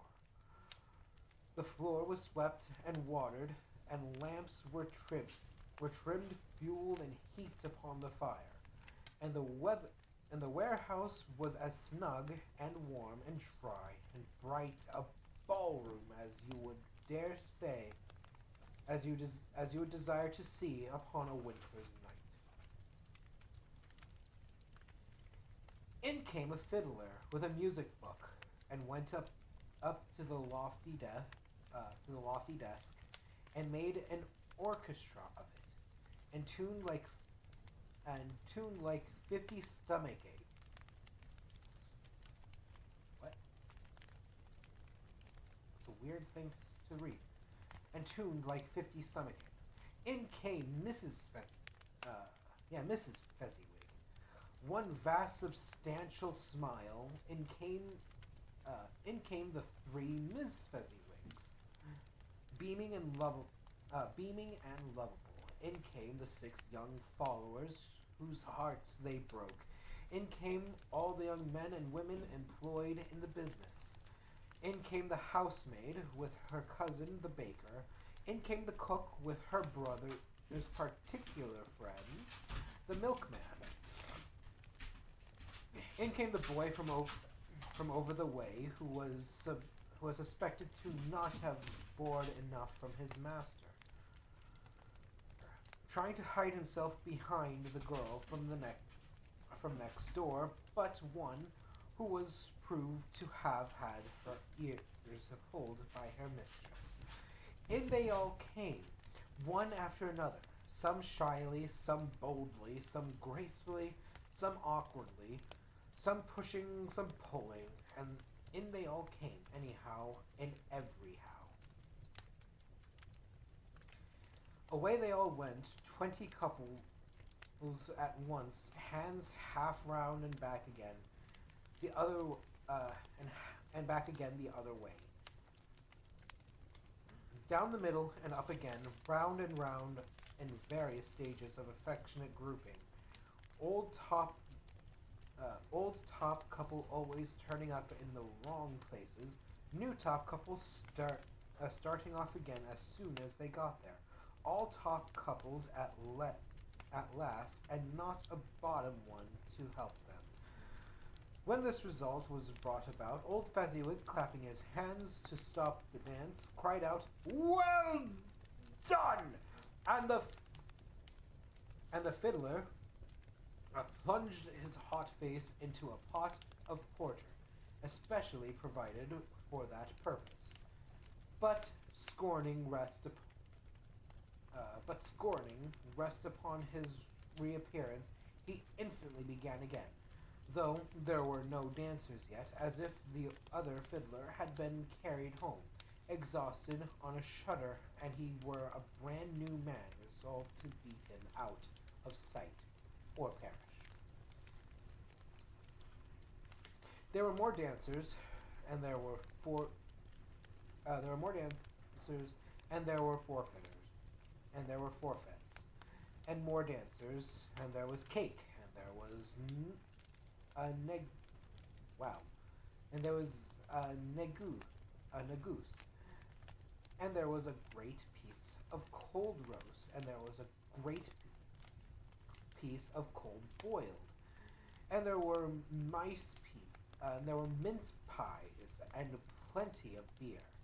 But the greater effect of the evening came after the roast and boiled, when the fiddler, an artful dog, mind, the sort of man who knew his business better than you or I could have told him, struck up Sir Roger de Coverley. Then old Fezziwig stood out to dance with Mrs. Fezziwig, top couple too, with a good stiff piece of work cut out for them. 3 or 4 and 20 pair of partners. People who were not to be trifled with, people who would dance and had no notion of walking. But if they had been twice as many, 4 times, old Fezziwig would have been a match for them, and so would Mrs. Fezziwig. As to her, she was worthy to be his partner in every sense of the term. If that's not high praise, tell me higher, and I'll use it. A positive light appeared to issue to issue from Fezziwig's calves. They shone in every part of the dance like moons. They, you couldn't have predicted at any given time what would become of them next. And when old Fezziwig and Mrs. Fezziwig had gone all through the dance, advance and retire, both hands to your partner, bow and curtsy, corkscrew, thread the needle, and back again to your place.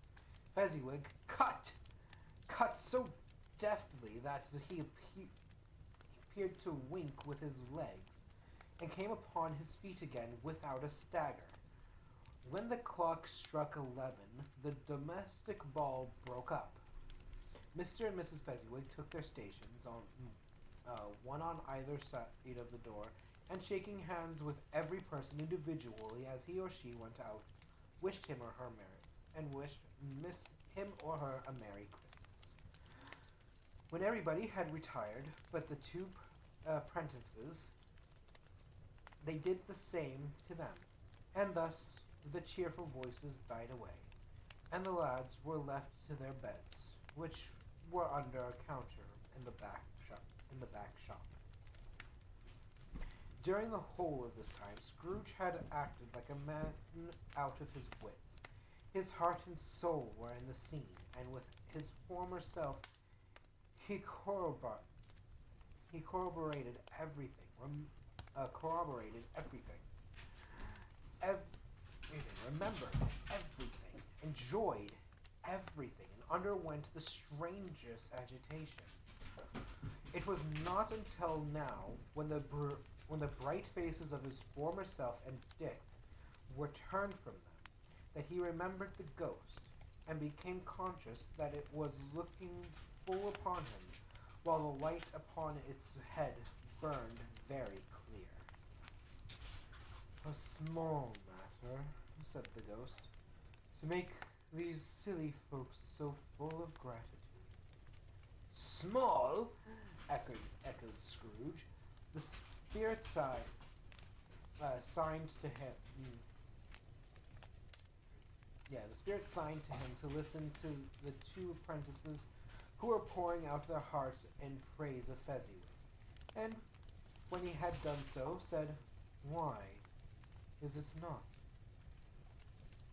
Why is it not? He..." Hold on, I need to read. Okay. Why is it not? He has spent but a few pounds of your mortal money.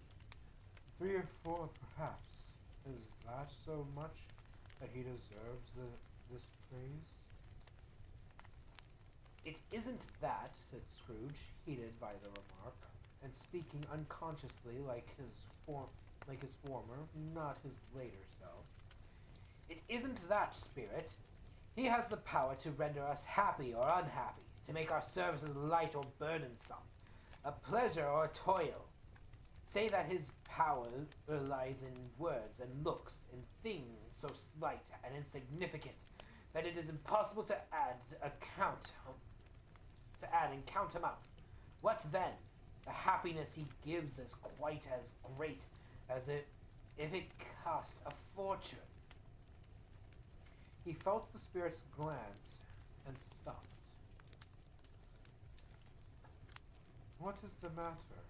asked the ghost. "Nothing particular," said Scrooge. "Something, I think. Something." So I want to make sure that they could hear that last bit. "No," said Scrooge.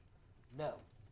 I should like to be able to say a word or two to my clerk just now. That's all." His former self turned down the lamps as he gave utterance to the wish, and Scrooge and the ghost again stood side by side in the air. "My time grows short," observed the spirit. "Quick." This was not addressed to Scrooge, or to anyone whom he could see, but it produced an immediate effect. For again Scrooge saw himself. He was older now, a man of the prime of his life. In the prime of his life, his face had not the harsh and rigid lines of later years, but it had begun to wear the signs of care and avarice.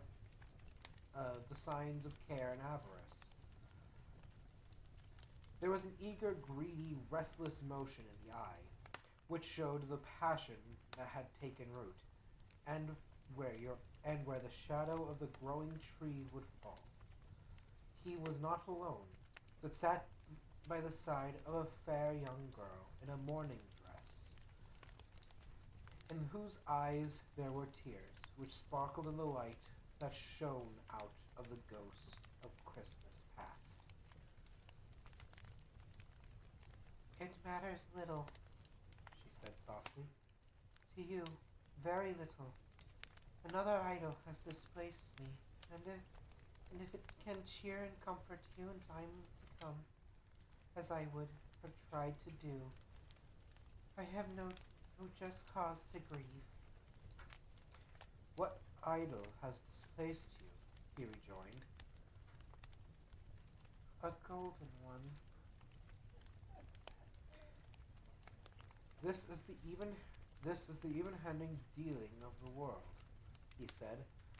"There is nothing on which it is so hard as poverty, and there is nothing in it professes to condemn with such severity as the pursuit of wealth." "You fear the world too much," she answered gently. "All your other hopes have merged into the hope of being beyond the chance of its sordid reproach. I have seen your nobler aspirations fall off one by one until the master passion, gain, engrosses you, have I not?" "What then?" he retorted. "Even if I have grown so much wiser, what then? I am not changed towards you." She shook her head. "I am I?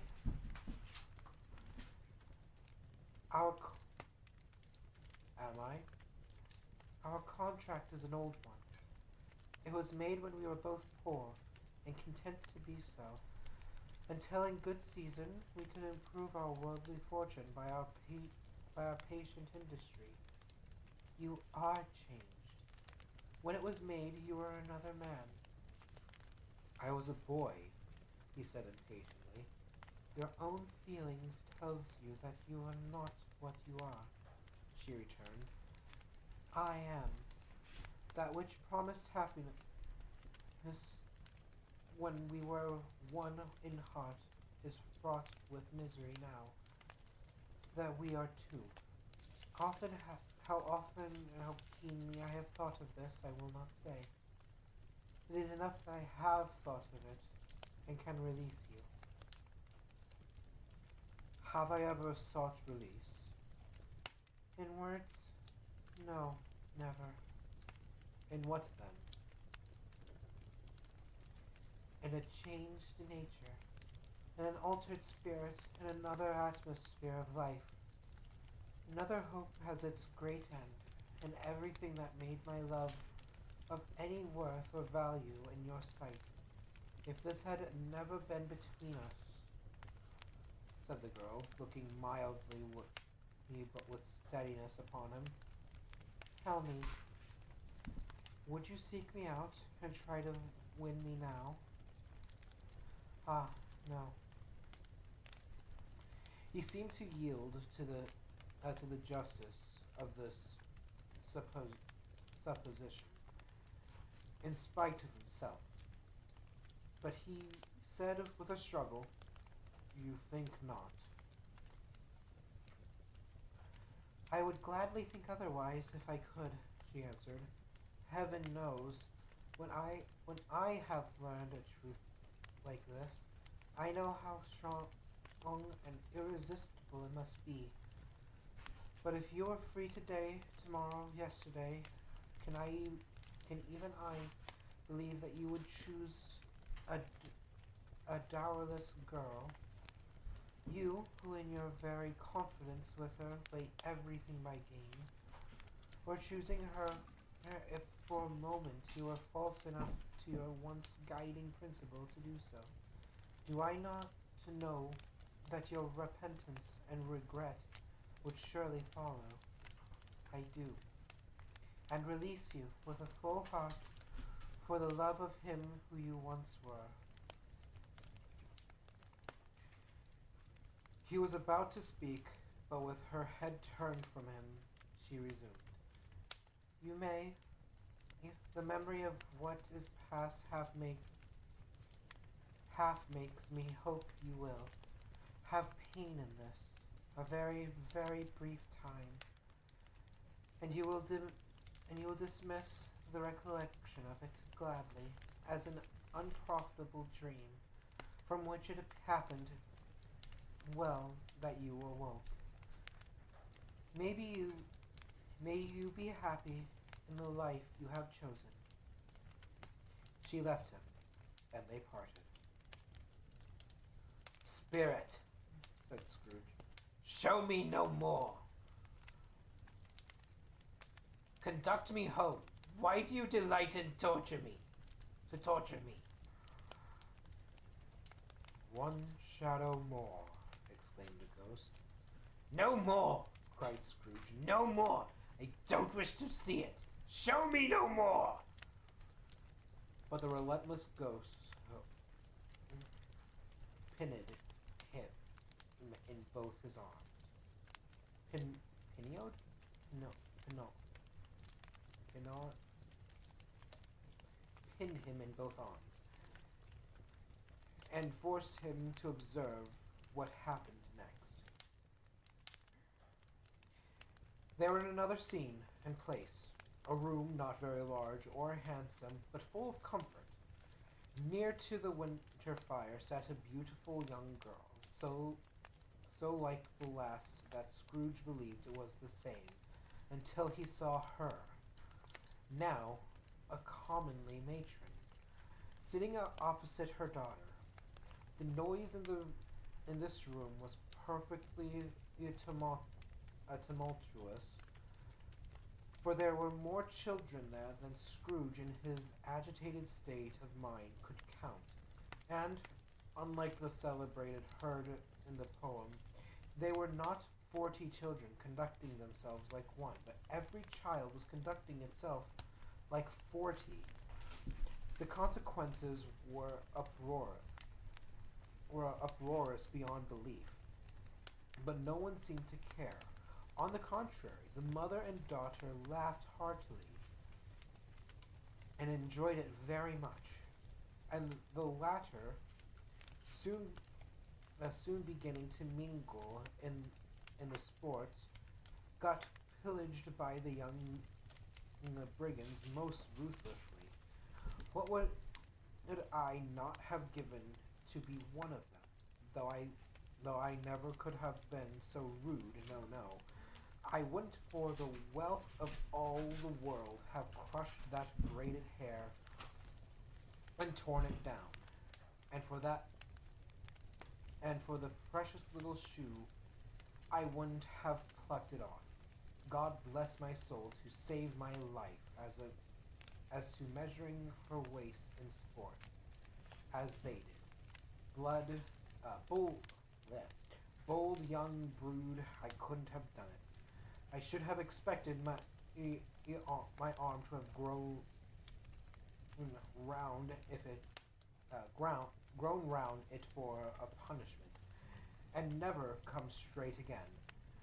And yet I should have dearly liked, I own, to have touched her lips, to have questioned her that she might have opened them, to have looked upon the lashes of her downcast eyes, and never raised a blush, to have let loose waves of hair, an inch of which would be a keepsake beyond price in short.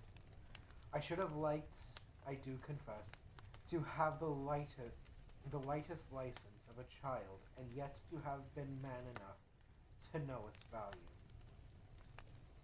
But now a knocking at the door was heard, and such a rush immediately ensued that she, with laughing face and plundered dress was borne towards it in the center of a flushed and boisterous group, just in time to greet the father, who came home attended by a man laden with Christmas toys and presents.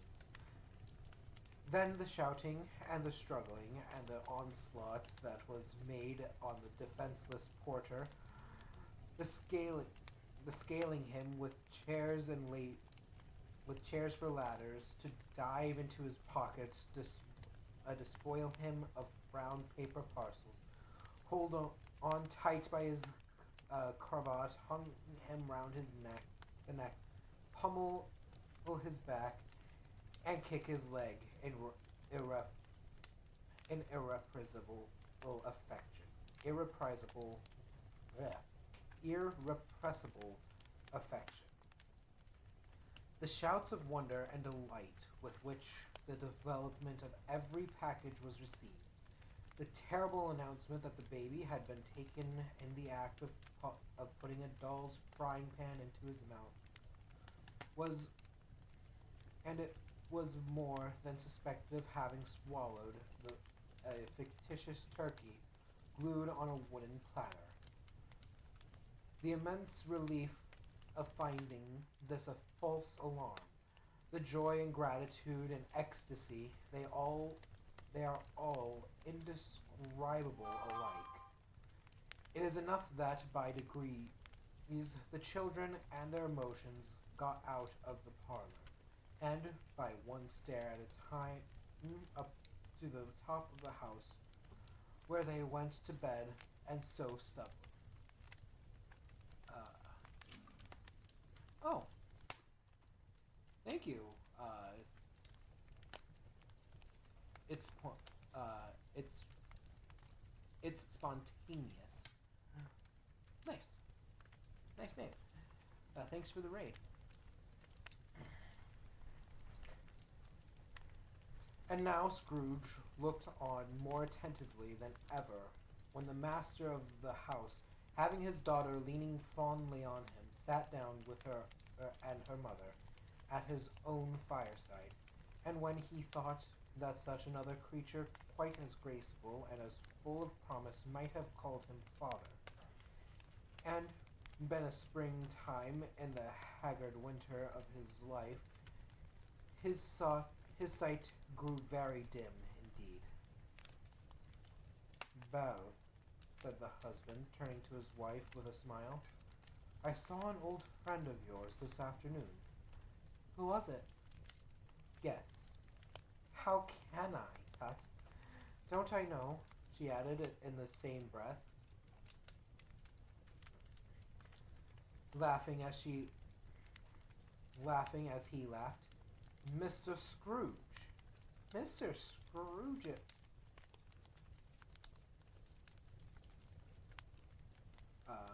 Mr. Scrooge. Mr. Scrooge it was. I passed his office window, and as it was not shut up, and he had a candle inside, I could scarcely help seeing him. His partner lies upon under the point of death, I hear, and there he sat, alone, quite alone in the world, I do believe. Spirit, said Scrooge in a broken voice, remove me from this place! I told you, these were the shadows. These were shadows of the things that have been, said the ghost. That they are what they are. Do not blame me. Remove me! Scrooge exclaimed. I cannot bear it!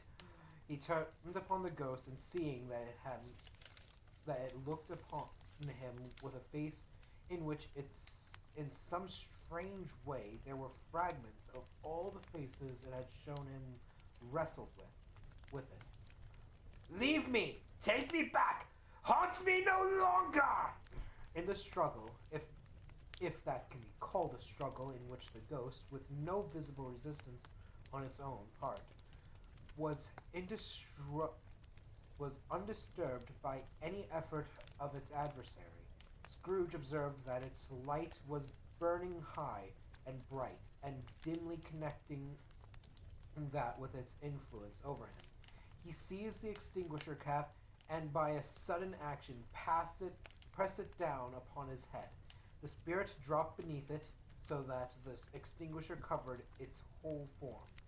But though Scrooge pressed down with all his force, he could not hide the light, which steamed from under it in an unbroken flood upon the ground. He was conscious of being exhausted, and overcome by an irresistible drowsiness, and further of being in his own bedroom, he gave the cap a parting squeeze, in which his hand relaxed, and had barely time to reel to bed before he sank into a heavy sleep.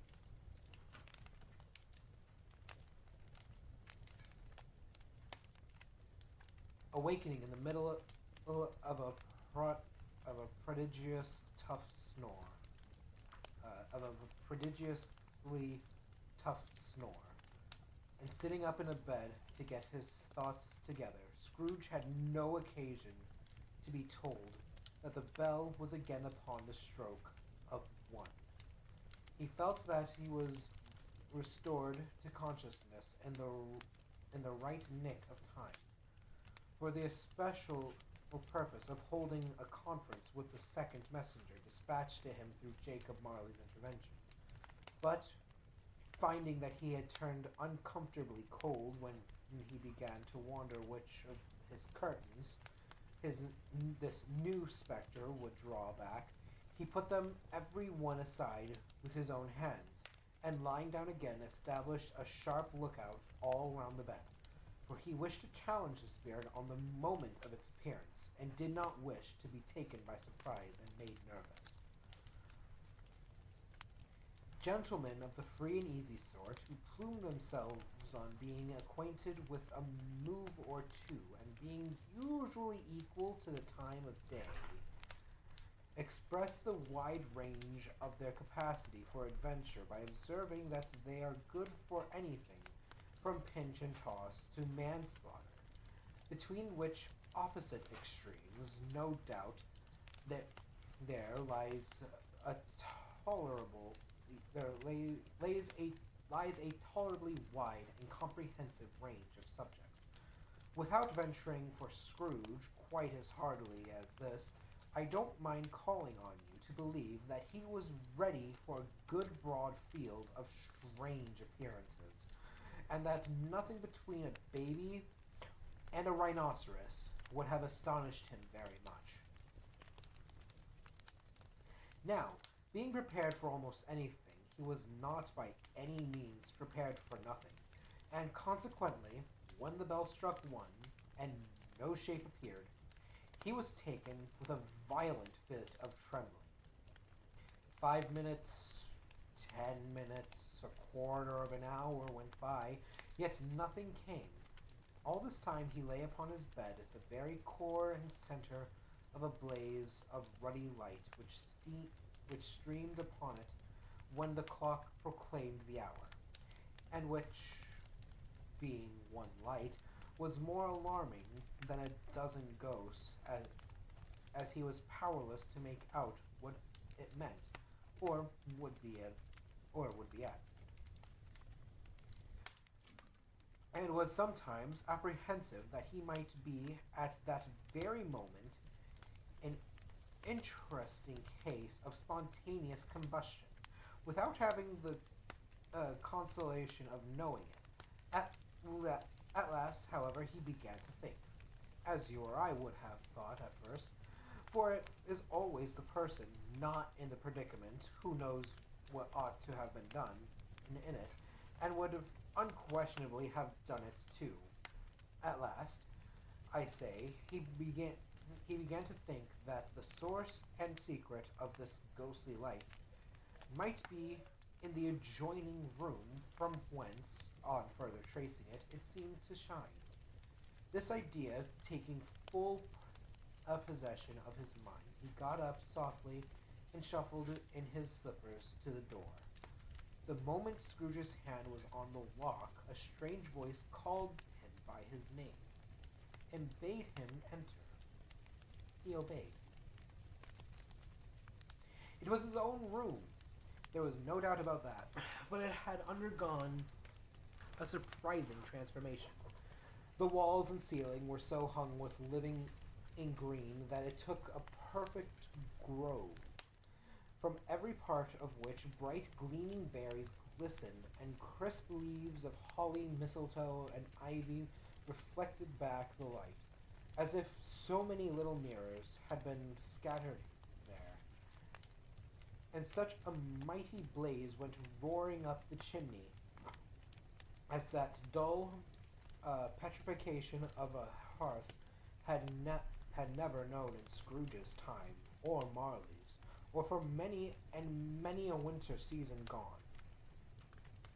Heaped up on the floor to form a kind of throne were turkeys, geese, game, poultry, brawn, great joints of meat, suckling pigs, long wreaths of sausages, mince pies, plum puddings, barrels of oysters, red-hot chestnuts, cherry-cheeked apples, juicy oranges, luscious pears, immense 12th cakes, and seeing bowls of punch that made the chamber dim with their delicious steam. In easy state upon this couch there sat a jolly giant, glorious to see, who bore a glowing torch in shape not unlike Plenty's horn, and held it up high to shed its light on Scrooge as he came peeping round the door. "Come in!" exclaimed the ghost. "Come in and know me better, man." Scrooge entered timidly and hung his head before the spirit. He was not the dogged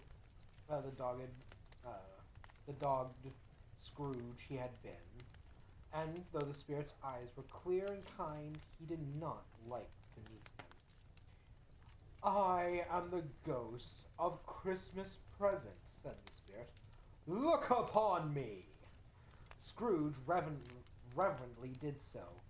It was clothed in one simple deep green robe or mantle, bordered with white fur. This garment hung so loosely on the figure that its capacious breast was bare, as if disdaining to be warded or concealed by any artifice.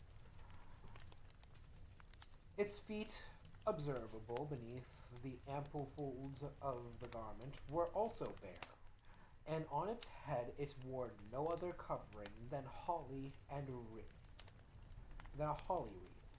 set here and there with shining icicles. Its dark brown curls were long and free as genial face, its sparkling eye, its open hand, its cheery voice, its unconstrained demeanor, and its joyful air. Girded round its middle was an antique scabbard, but no sword was in it, and the ancient sheath was eaten up with rust. "You have never seen the like of me before," exclaimed the spirit. "Never," Scrooge made answer to it. "Have never walked forth with the younger members of my family, meaning, for I am very young, my elder brothers born in these later years?" pursued the phantom. "I do not think I have," said Scrooge. "I am afraid I have not. Have you had many brothers, spirit?" "More than 1,800, said the ghost. "A tremendous family to provide for," muttered Scrooge. The ghost of Christmas present rose. "Spirit," said Scrooge submissively, "conduct me where you will. I went forth last night on compulsion, and I learned a lesson which is working now, tonight. If you have aught to teach me, let me profit by it." touch my robe. Scrooge did as he was told, and held it fast. Holly, mistletoe, red berries, ivy, turkeys, geese, game, poultry, brawn, meat, pig, sausage, oysters, pies, pudding, fruits, and punch all vanished instantly. So did the room, the fire, the ruddy glow, the hour of night, and they stood in the city streets on Christmas morning, where, for the weather was severe, where the people made and a rough but brisk and not unpleasant kind of music, in scraping the snow from the pavement in front of their dwellings and from the tops of their houses, whence it was whence it was mad delight to the boy to see it come plumping down into the road below, the splitting into artificial little snowstorms. The house fronts looked black enough, and the windows blacker, constrain, uh, contrasting with the smooth white sheet of snow upon the roofs, and with the dirtier snow upon the ground, which which last deposit had been plowed up in deep furrows by the heavy wheels on carts and wagons. Furrows that crossed and recrossed each other hundreds of times, where the great streets branched off and made intricate channels, hard to trace, in the thick yellow mud and icy water. The sky was gloomy, and the shortest streets were choked up with a dingy mist, half thawed, half frozen, whose heavier particles descended in a shower of sooty of sooty atoms, as if all the chimneys in Great Britain had been one constant caught fire and were by one consent caught fire and were blazing away to their dear hearts' content. There was nothing very cheerful in the climate or the town, and yet was there an air of cheerfulness abroad in the clearest summer air and brightest summer sun might have endeavored to diffuse in vain. For the people who were shoveling away on the housetops were jovial and full of glee, calling out to one another from the parapets, and now and then exchanging a facetious snowball, better natured missile far than many a wordy jest, laughing heartily if it went right, and not less heartily if it went wrong. The poulterer's shop were still half open, and the fruiterers were radiant in their glory. There were great round pot-bellied baskets of chestnuts shaped like the waistcoats of jolly old gentlemen, lolling at the doors, and tumbling out into the street in their apoplectic opulence. There, there were ruddy, brown-faced, broad-girthed Spanish onions, shining in the fatness of their growth like Spanish friars, and winking from their shelves in wanton slyness at the girls as they went by, and glanced demurely at the hung-up mistletoe. There were pears and apples clustered high in blooming pyramids. There were bunches of grapes made in the shopkeeper's benevolence to dangle from the conspicuous hooks that people's mouths might water gratis as they passed. There were piles of filberts, mossy and brown, recalling, and their fragrance, ancient walks among the wood. in their fragrance, ancient walks among the woods, and pleasant shufflings ankle deep through withered leaves. There were Norfolk biffins, squab, and swarthy, setting off the yellow of the orange and lemons, and in the great compactness of their juicy persons, urgently and entreated and beseeching to be carried home in paper bags and eaten after dinner. The very gold and silver fish set forth among these choice fruits in a bowl, though members of a dull and straightened-blooded race, appeared to know that there was something going on, and to a fish went gasping round and round their little world in slow and passionless excitement.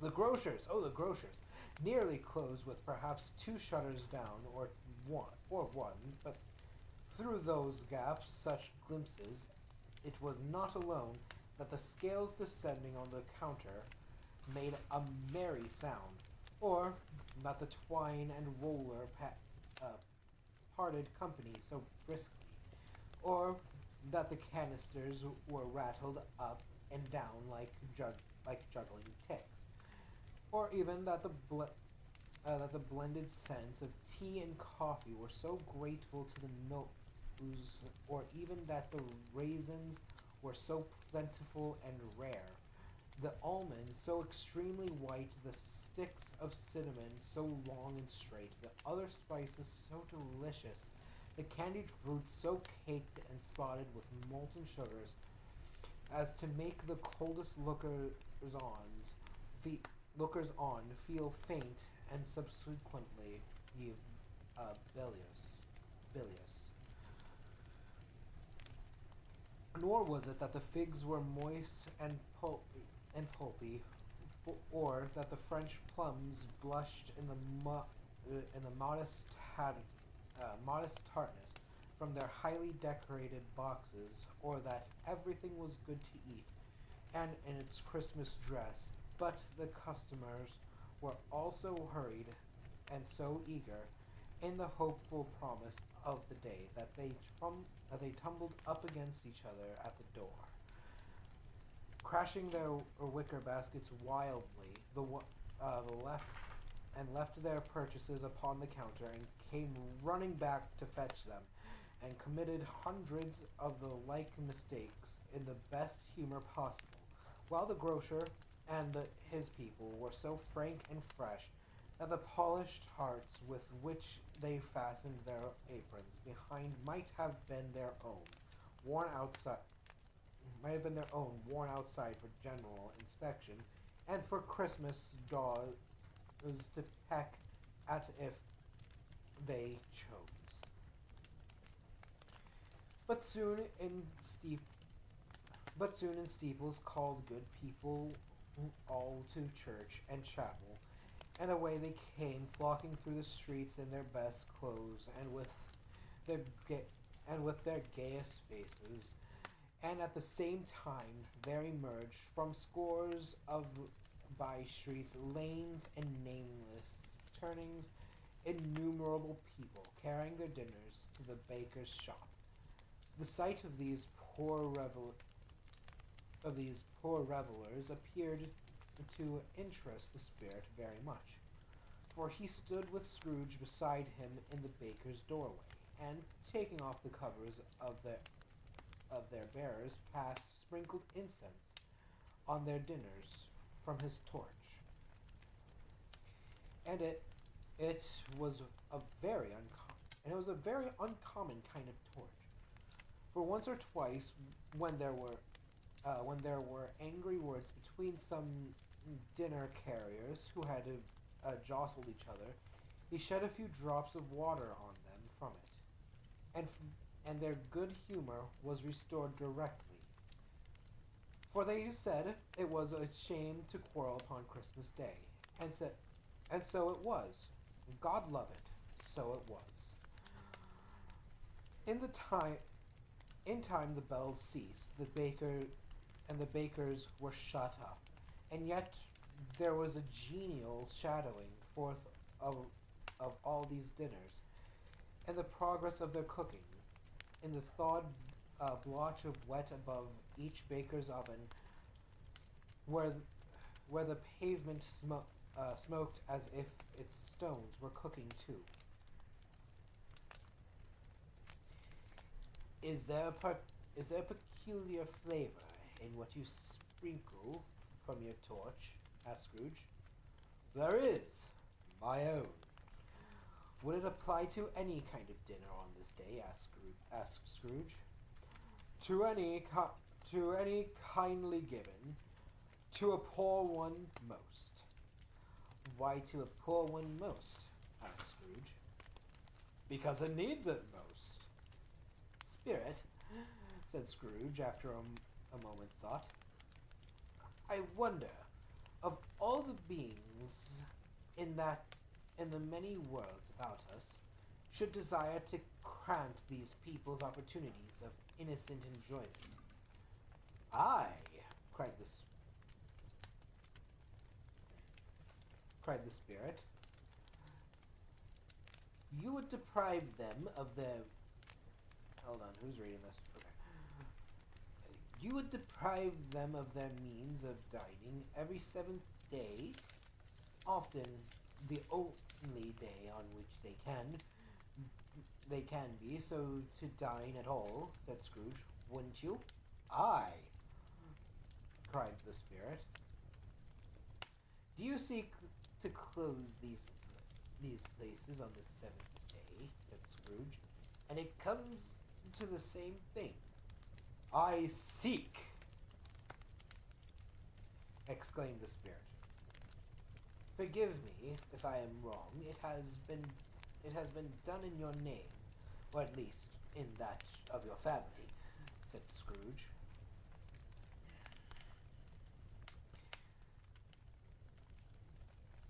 There are some upon this earth of yours, returned the spirit, who lay claim to know us, and who do their deeds of passion, pride, ill will, hatred, envy, bigotry, and selfishness in our name, who are as strange to us and all our kith and kin as if they had never lived.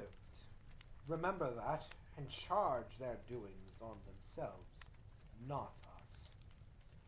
Scrooge promised that he would, and they went on, invisible as they had been before, into the suburbs of the town. It was a remarkable quality of the ghost, which Scrooge had observed at the baker's, that notwithstanding his gigantic size, he could accommodate himself to any place with ease, and that he stood beneath a low roof quite as gracefully as like a supernatural creature, as it was possible he could have done in any lofty hall.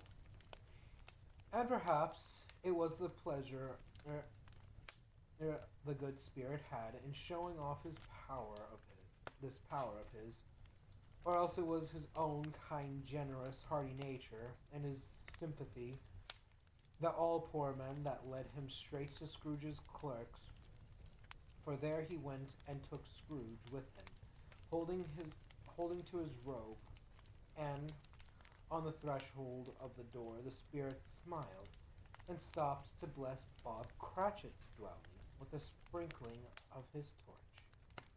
Think of that. Bob had but 15 bob in a week himself. He pocketed it on Saturdays but 15 copies of his Christian name, and yet the ghost of Christmas present blessed his four-roomed house.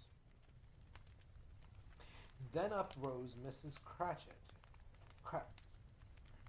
wife, dressed out but poorly in a twice-turned gown, but brave in ribbons, which are cheap and make a goodly show for 6 pence.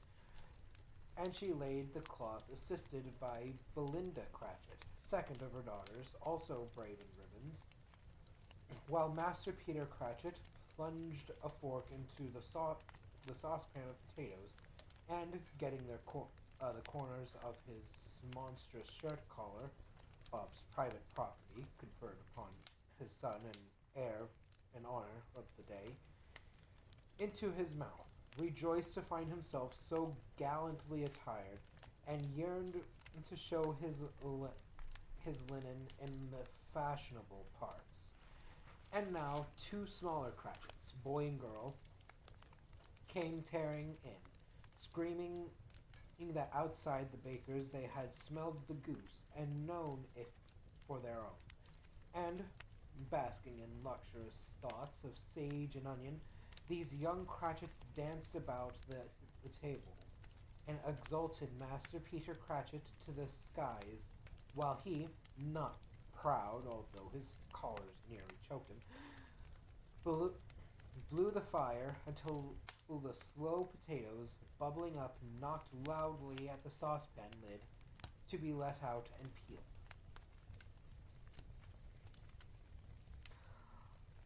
What has ever got you? Well, what has ever got your precious father then? Said Mrs. Cratchit, and your brother Tiny Tim, and Martha. Martha wasn't as late last Christmas Day, but half an hour. Here's Martha, mother, said a girl, appearing as she spoke. Here's Martha, mother, cried the two young Cratchits. Hurrah! There's such a goose, Martha. Why, bless your heart alive, my dear, how late you are, said Mrs. Cratchit, kissing her a dozen times and taking off her shawl and bonnet for her with officious zeal. We'd a deal of work to finish up last night, replied the girl, and had to clear away this morning, mother. Well, never mind. So long as you are come, said Mrs. Cratchit. Sit ye down before the fire, my dear, and have a warm, Lord bless ye. No, there's father coming, cried the two young Cratchits, who were everywhere at once. Hide, Martha, hide! So Martha hid herself, and in came little Bob, the father, with at least 3 feet of comforter exclusive of the fringe, hanging down before him, and his threadbare clothes darned up and brushed to look seasonable, and Tiny Tim upon his shoulder. Alas, for Tiny Tim, he bore a little crutch, and had his limbs supported by an iron frame. Why, where's our Martha? Cried Bob Cratchit, looking round. Not coming, said Mrs. Cratchit. Not coming, said Bob, with a sudden declension in his high spirits, for he had been Tim's blood horse all the way from church, and had come home rampant. Not coming upon Christmas Day. Martha didn't like to see him disappointed, if it were only a joke. So she came out prematurely from behind the closet door and ran into his arms, while the two young Cratchits hustled Tiny Tim and bore him off into the wash house, that he might hear the pudding singing in the copper. And how did little Tim behave? Asked Mrs. Cratchit, when she had railed Bob on his credulity, and Bob had hugged his daughter and his daughter to his heart's content. As good as gold, said Bob, and better. And somehow he gets thoughtful sitting by himself so much, and thinks the strangest things you ever heard. He told me coming home that he hoped the people saw him in church, because he was a cripple, and it might be pleasant to remember upon Christmas Day who made lame beggars walk and blind men see. Bob's voice was tremulous when he told them this, and trembled more when he said that Tiny Tim was growing strong and hearty. His active little crutch was heard upon the floor, and back came Tiny Tim before another word was spoken, escorted by his brother and sister to his stool beside the fire, and while Bob turning up his cuffs, as if, poor fellow, they were capable of being made more shabby, compounded some hot mixture in a jug with gin and lemons, and stirred it round and round, and put it on the hob to simmer. Master Peter and the two ubiquitous young Cratchits went to fetch the goose, which with which they soon returned in high procession. Such a bustle ensued that you might have thought a goose the rarest of all birds, a feathered phenomenon to which a black swan was a matter of course, and in truth it was something like it in that house. Mrs. Cratchit made the gravy, ready beforehand in a little saucepan, hissing hot. Master Peter mashed the potatoes with incredible vigor. Miss Belinda sweetened up the applesauce. Martha dusted the hot plates. Bob took Tiny Tim beside him in a tiny corner at the table. The two young Cratchits set chairs for everybody, not forgetting themselves and mounting guard upon their posts. Crammed spoons into their mouths, lest they should shriek for goose before their turn came to be helped. At last the dishes were set on, and grace was said. It was succeeded by a breathless pause, as Mrs. Cratchit, looking slowly all along the carving knife, prepared to plunge it into the breast. But when she did, and when the long-expected gush of stuffing issued forth, one murmur of delight arose all round the board, and even Tiny Tim, excited by the two young Cratchits, beat on the table with the handle of his knife and feebly cried, "Hurrah!" There never was such a goose. Bob said he didn't believe there ever was such a goose cooked. Its tenderness and flavor, size and cheapness were the themes of universal admiration. Eked out by the applesauce and mashed potatoes, it was a sufficient dinner for the whole family, indeed, as Mrs. Cratchit said with great delight, surveying one small atom of a bone upon the dish. They hadn't ate it at all at last. Yet every one had enough, and the youngest Cratchits in particular were steeped in sage and onion to the eyebrows. But now the plates being changed by Miss Belinda, Mrs. Cratchit left the room alone, too nervous to bear witness, to take the pudding up and bringing it in. Suppose it should not be done enough. Suppose it should break and turning out. Suppose somebody should have got over the wall of the backyard and stolen it while they were merry with the goose. A supposition at which the two young Cratchits became livid. All sorts of horrors were supposed. Hallo! A great deal of steam. The pudding was out of the copper. A smell like a washing day that was a cloth. A smell like an eating house and a pastry cook's next door to each other, with a laundress's next door to that. That was the pudding. In half a minute, Mrs. Cratchit entered, flushed but smiling proudly, with the pudding like a speckled cannonball, so hard and firm, blazing in half a quarter of ignited brandy embedite the Christmas holly stuck into the top. "Oh, a wonderful pudding," Bob Cratchit said, and calmly, too, that he regarded it as the greatest success achieved by Mrs. Cratchit since their marriage. Mrs. Cratchit said that now the weight was off her mind. She would confess she had her doubts about the quantity of flour. Everybody had something to say about it, but nobody said or thought it was at all a small pudding for a large family. It would have been a flat heresy to do so. Any Cratchit would have blushed to hint at such a thing.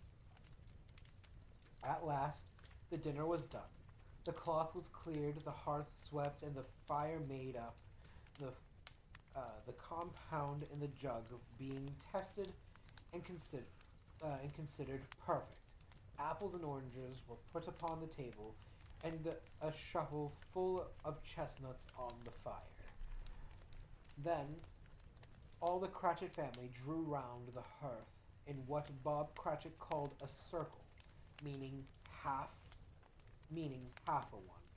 And at Bob Cratchit's elbow stood the family display of glass. 2 tumblers and a custard cup without a handle. These held the hot stuff from the jug, however, as well as golden goblets would have done, and Bob served it out with beaming looks, while the chestnuts on the fire sputtered and cracked noisily. Then Bob proposed, "A Merry Christmas to us all, my dears. God bless us." Which all the family re-echoed. "God bless us, to which all the family re-echoed. "God bless us, everyone," said Tiny Tim, the last of all. He sat very close to his father's side upon his little stool. Bob held his withered little hand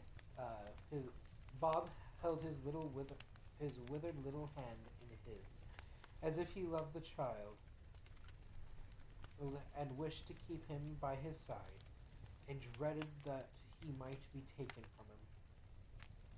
"Spirit," said Scrooge with an interest he had never felt before, "tell me if Tiny Tim will live." "I see a vacant seat," replied the ghost, "in the poor chimney corner, and a crutch without an owner, carefully preserved. If these shadows remain unaltered by the future, the child will die." "No, no, no, no," said Scrooge. "Oh, no, kind spirit, say he will be spared." "If these shadows remain unaltered by the future, none other of my race," returned the ghost, "will find him here. What then? If he be like to die, he had better do it, and decrease the surplus population." Scrooge hung his head to hear his own words quoted by the spirit, and was overcome with patience and grief, with penitence and grief. "Man," said the ghost, if man you be in heart no adamant, forbear that wicked cant until you have discovered what the surplus is, and where it is. Will you decide what men shall live, what men shall die? It may be that, in the sight of heaven, you are more worthless and less fit to live than millions like this poor man's child. O God, to hear the insect on the leaf pronouncing on the too much life among his hungry brothers in the dust. Scrooge bent before the ghost's rebuke, and, trembling, cast his eyes upon the ground. But he raised them speedily on hearing his own name. "Mr. Scrooge," said Bob. "I'll give you Mr. Scrooge, the founder of the feast. The founder of the feast, indeed! Cried Mrs. Cratchit, reddening. I wish I had him here. I'd give him a piece of my mind to feast upon. I hope he'd have a good appetite for it. My dear, said Bob, the children, Christmas Day. Should be Christmas Day, I'm sure, said she, on which one drinks to the health of such an odious, stingy, hard, unfeeling man as Mr. Scrooge. You know he is, Robert. Nobody knows it better than you do, poor fellow. My dear, was Bob's mild answer. Christmas Day. I'll drink to his health for your sake, and the day's, said Mrs. Cratchit. Not for his. Long life to him. A Merry Christmas and a Happy New Year. He'll be very merry and very happy, I have no doubt. I have no doubt. The children drank the toast after her. It was the first of their proceedings, which had no heartiness in it. Tiny Tim drank it last of all, but he didn't care a twopence for it. Scrooge was the ogre of the family. The mention of his name cast a dark shadow on the party, which was not dispelled for a full 5 minutes. After it had passed away, they were 10 times merrier than before. From the mere relief of Scrooge the baleful being done with, Bob Cratchit told them how he had a situation in his eye for Master Peter, which would bring in, if obtained, full 5 and 6 pence weekly.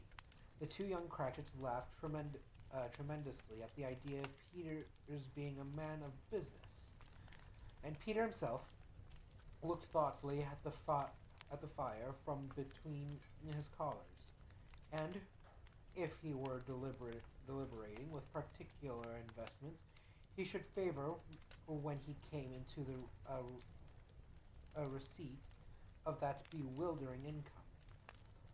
Martha, who was a poor apprentice at a milliner's, then told them what kind of work she had to do, and how many hours she worked at a stretch, and how she meant to lie in a bed tomorrow morning for a good long rest. Tomorrow being a holiday, she passed a home.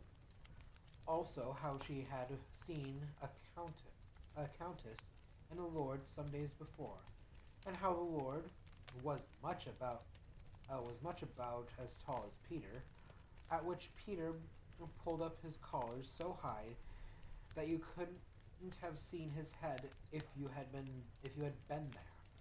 All this time, the chestnuts and the jug went round and round, and by and by they had a song about a lost child traveling in the snow from Tiny Tim, who had a plaintive little voice, and sang it very well indeed. There was nothing of high mark in this.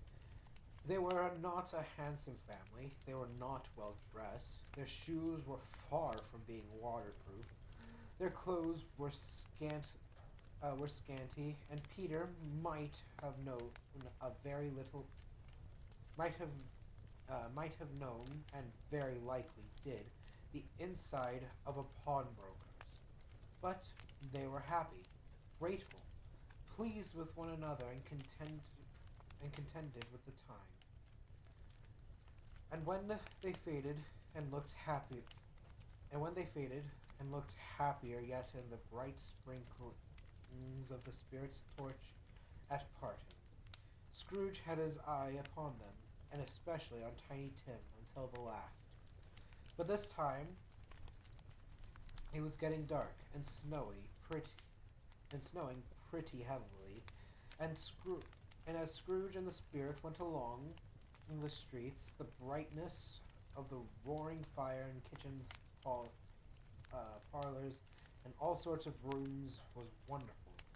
Here the flickering of the blaze showed preparations for a cozy dinner, with hot plates through the throw, uh, baking through and through before the fire, and deep red curtains ready to be drawn to shut out cold and darkness.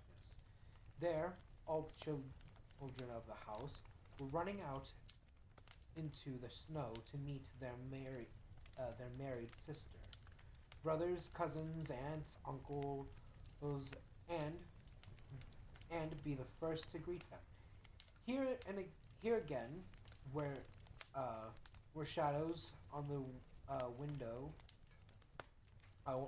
blinds of guests assembling, and there a group of handsome girls, all hooded and fur booted, all chattering at once, tripped lightly off to some near neighbor's house, who woe upon where woe upon the single man who saw them enter, artful witches, well they well they knew it, in a glow.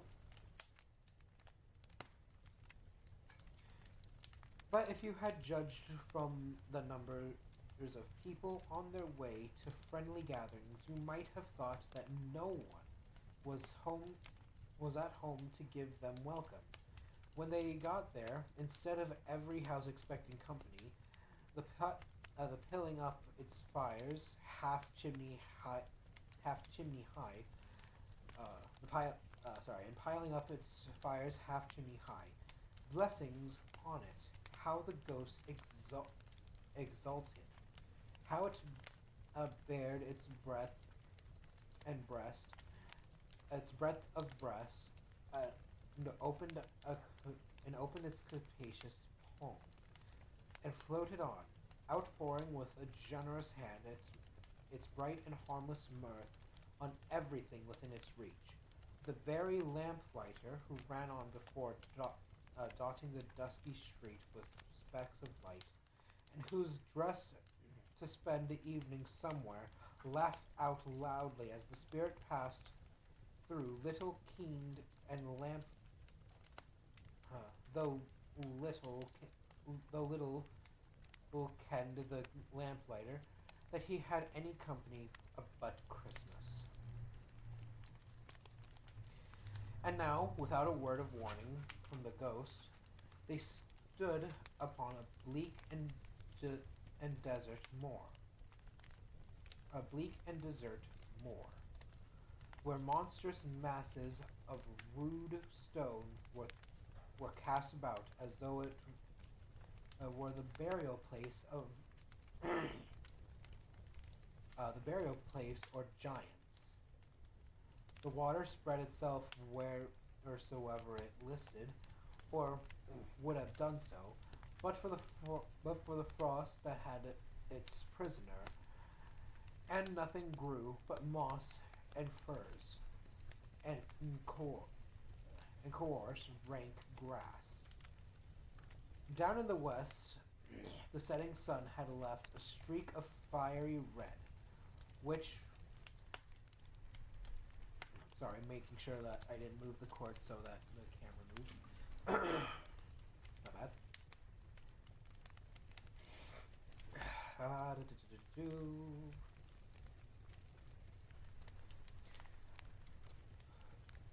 I'll just start that sentence over. Down in the west, the setting sun had left a streak of fiery red, which glared upon the desolation for an instant like a sullen eye, and, frowning lower yet, was lost in the thick gloom of darkest night. "What is this place?" asked Scrooge. "A place where miners live, who labor in the bowels of the earth," returned the spirit. "But they know me. See?" A light shone from the window of a hut, and swiftly they advanced towards it.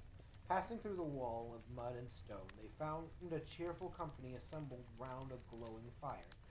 An old man and woman, with their children and their children's children, and another generation beyond that, all decked out gaily in their holiday attire.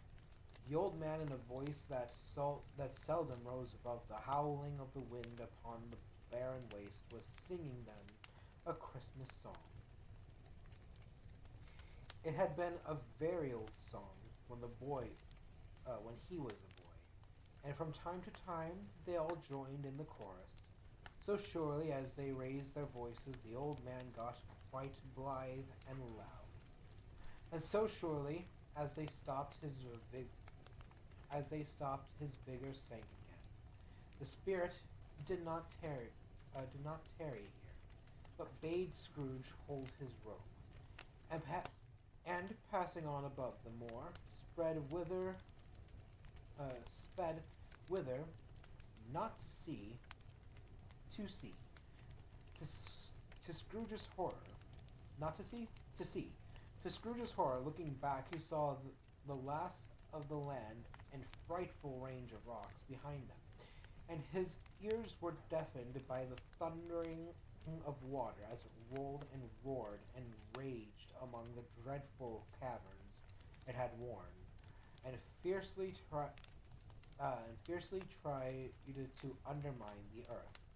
Built upon a dismal reef of sunken rocks, some league or so from shore, on which the waters chafed and dashed the wild gear through there stood a solitary lighthouse.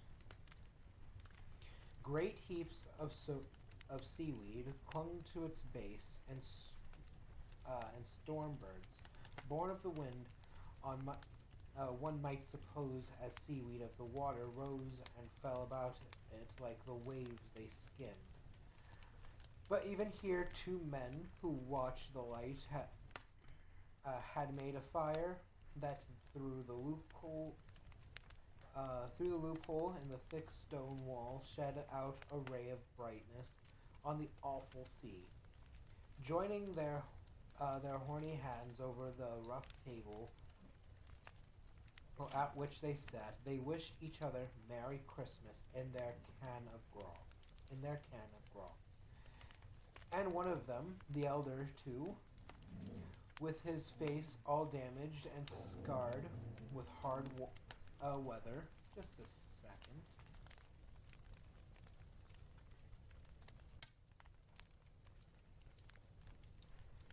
Sorry.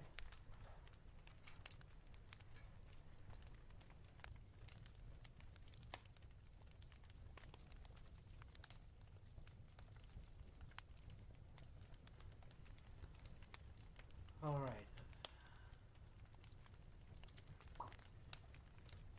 Apologies.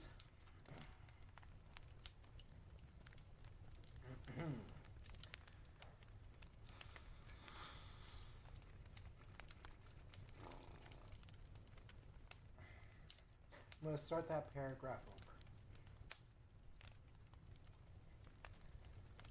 But even here, I'll start at the beginning of this scene. Built upon a dismal reef of sunken rocks, some league or so from shore, on which the waters chafed and dashed the wind, the wild year through, there stood a solitary lighthouse. Great heaps of seaweed clung to its base, and storm birds, born of the wind, one might suppose, as seaweed of the water, rose and fell about like the waves they skimmed. But even here, 2 men who watched the light had made a fire that through the loophole in the thick stone wall shed out a ray of brightness, and on the awful sea, joining their horny hands over the rough table at which they sat. They wished each other Merry Christmas in their can of grog, and one of them, the elder two, with his face all damaged and scarred with hard weather, as the figurehead of an old ship might be, struck up a sturdy song, that was like a gale in itself. Again, the ghost sped on, above the black and heaving sea, on, until being far away as he told Scrooge from any shore.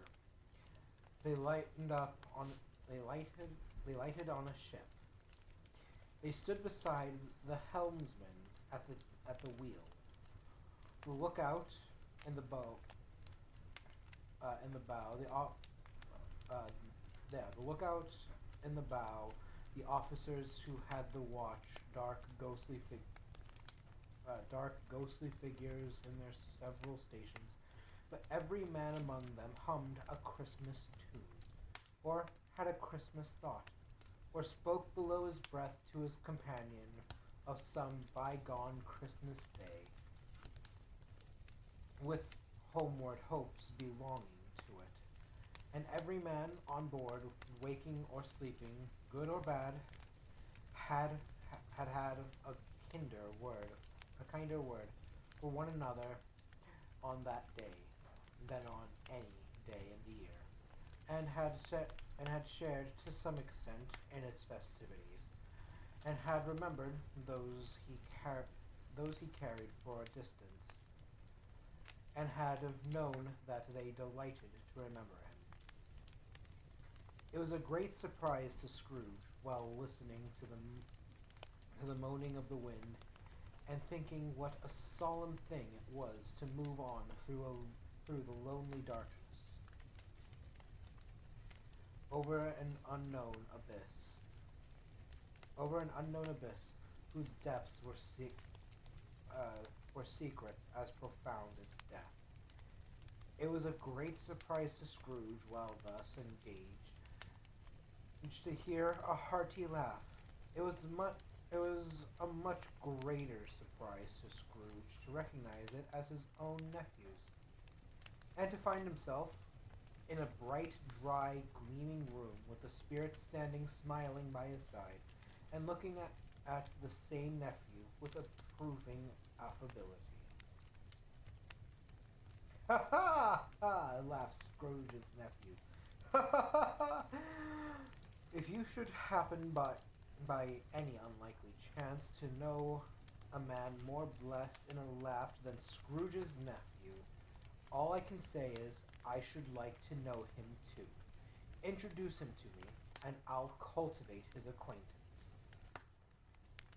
It is a fair, even-handed, noble adjustment of things that, while there is infection and disease and sorrow, there is nothing in the world so irresistibly contagious as laughter and good humor."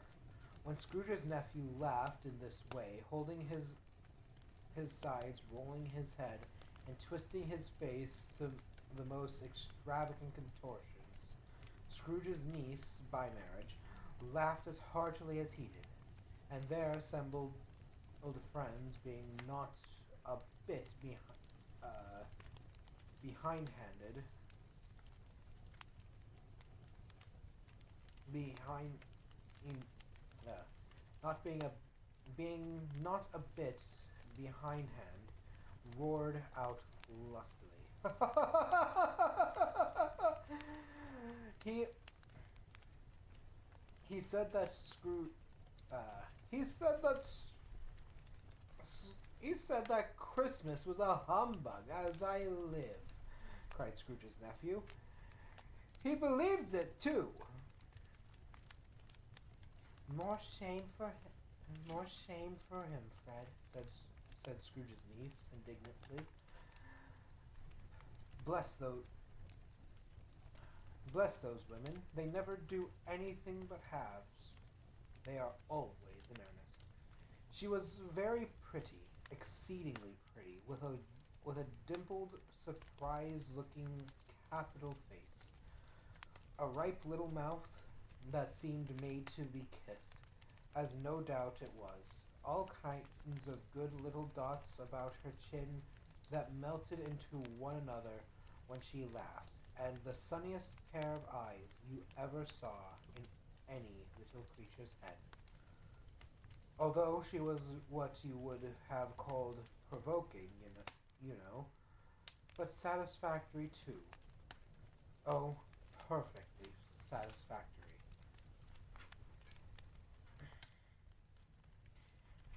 He's a comical old fellow, said Scrooge's nephew. That's the truth, and not so pleasant as he might be.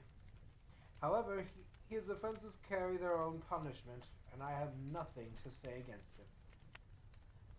I'm sure he is very rich, Fred, hinted Scrooge's niece.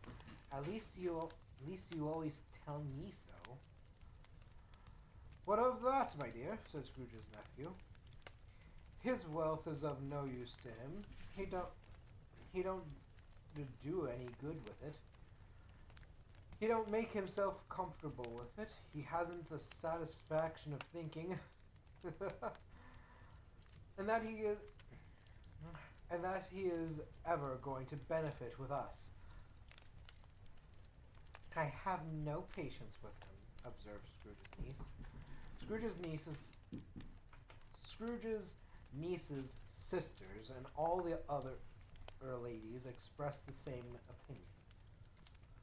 Oh, I have, said Scrooge's nephew.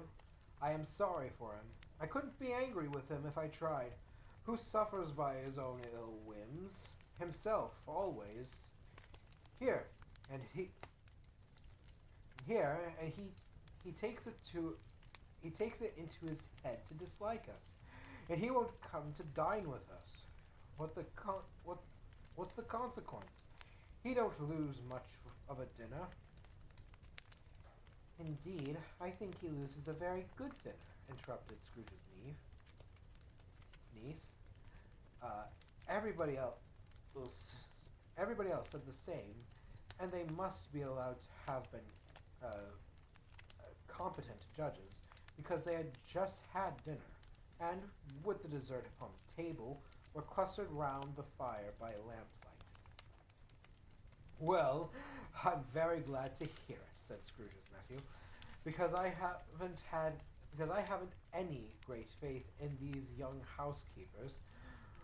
What do you say, Topper?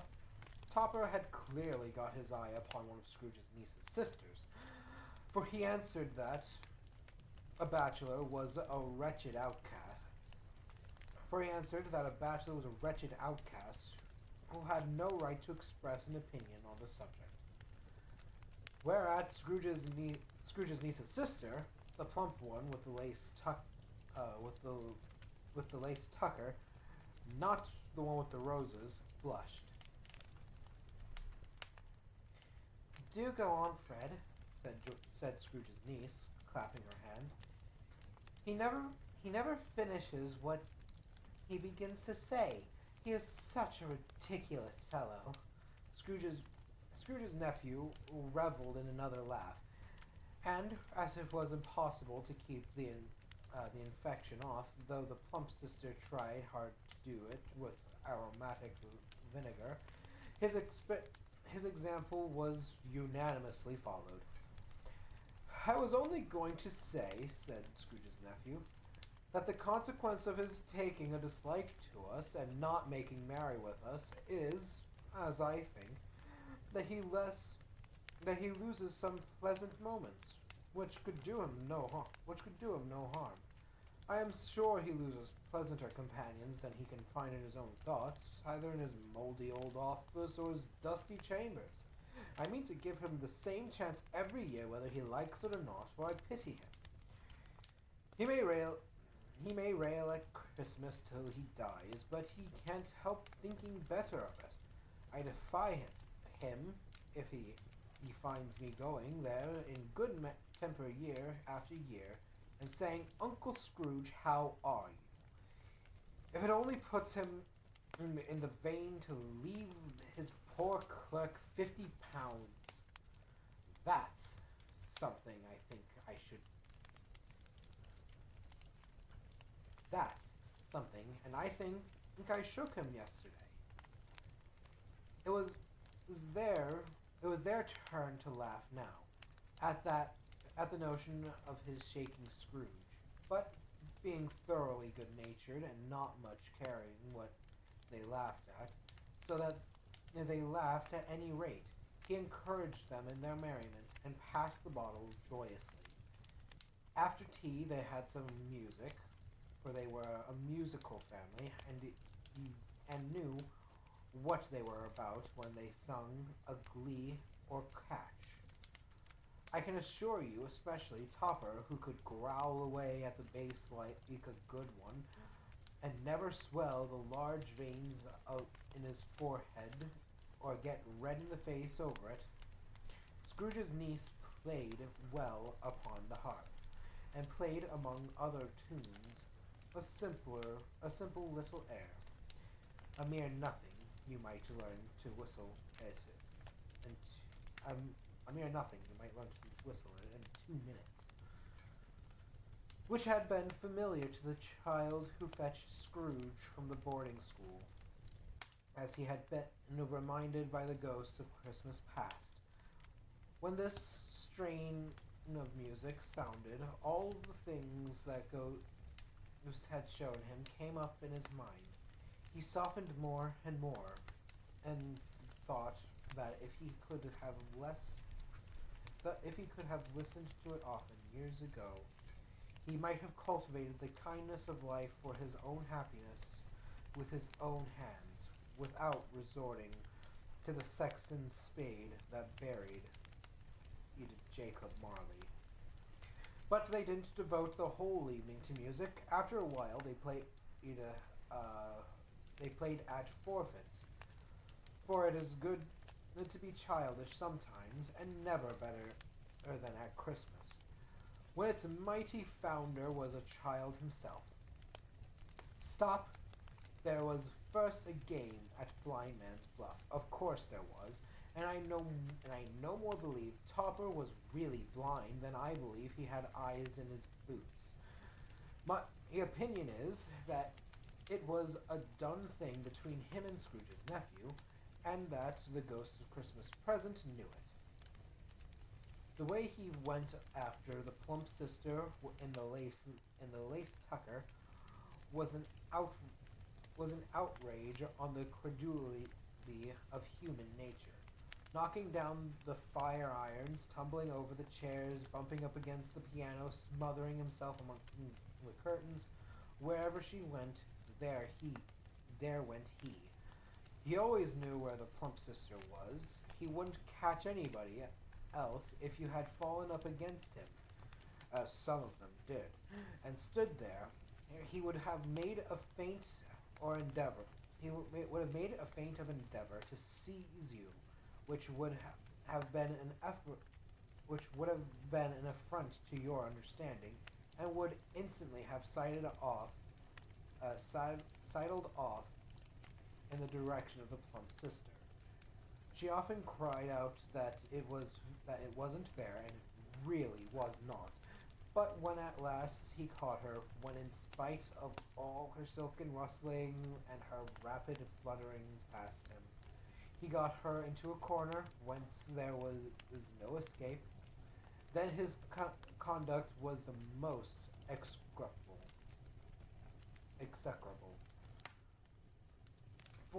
For his patenting, his pretending to not know her, his pretending that it was necessary to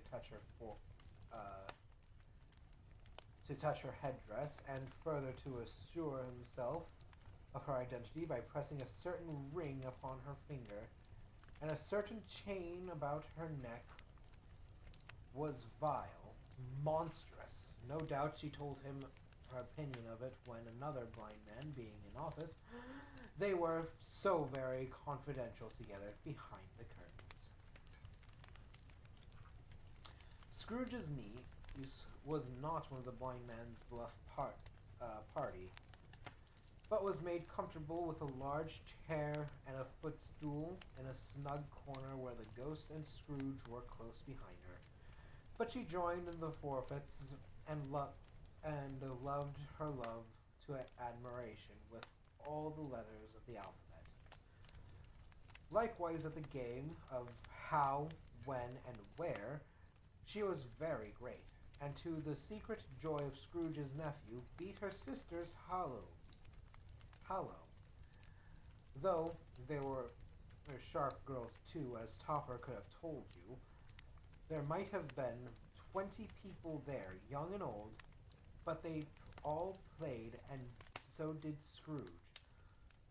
For wholly forgetting in the interest he had in what was going on, they for wholly forgetting in the interest he had in what was going on, that his voice made no sound in their ears, he sometimes came out with his guess quite loud, and very often guessed it right too. For the sharpest needle, ooh, best white best Whitechapel, warranted not to cut in the eye, was not sharper than Scrooge, blunt as he took it in his head to be. The ghost was greatly pleased to find him in this mood, and looked upon him with such favour that he begged like a boy to be allowed to stay until the guests departed.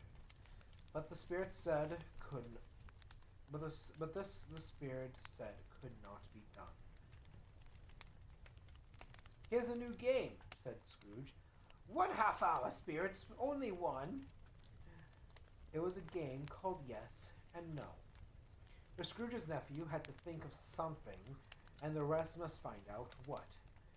He only answered to their questions yes or no, as was the case, as the case was. The brisk fire of question, the brisk fire of questioning to which he was exposed, elected from him that he was thinking of an animal, a live animal, rather a disagreeable animal, savage animal, an animal that growled and grunted sometimes, and talked sometimes, and lived in London, and walked about the streets, and wasn't made a show of, and wasn't led by anybody, and didn't live in a menagerie, and was never killed in a market, and was not a horse or an ass or a cow or a bull or a tiger or a dog or a pig or a cat or a bear. At every fresh question that was put to him, this nephew burst into a fresh roar of laughter, and was so inexorably tickled that he was obliged to get up off the sofa a stand. At last the plump sister, falling into a similar state, cried out, "I have found it out! I know what it is, Fred! I know what it is, Fred! I know what it is!" "What is it?" cried Fred. "It's your Uncle Scrooge!" Which it certainly was. Admiration was the universal sentiment, though some objected that the reply to "Is it a bear?" ought to have been "Yes," inasmuch as an answer in the negative was sufficient to have diverted their thoughts from Mr. Scrooge, supposing they had ever had any tendency that way.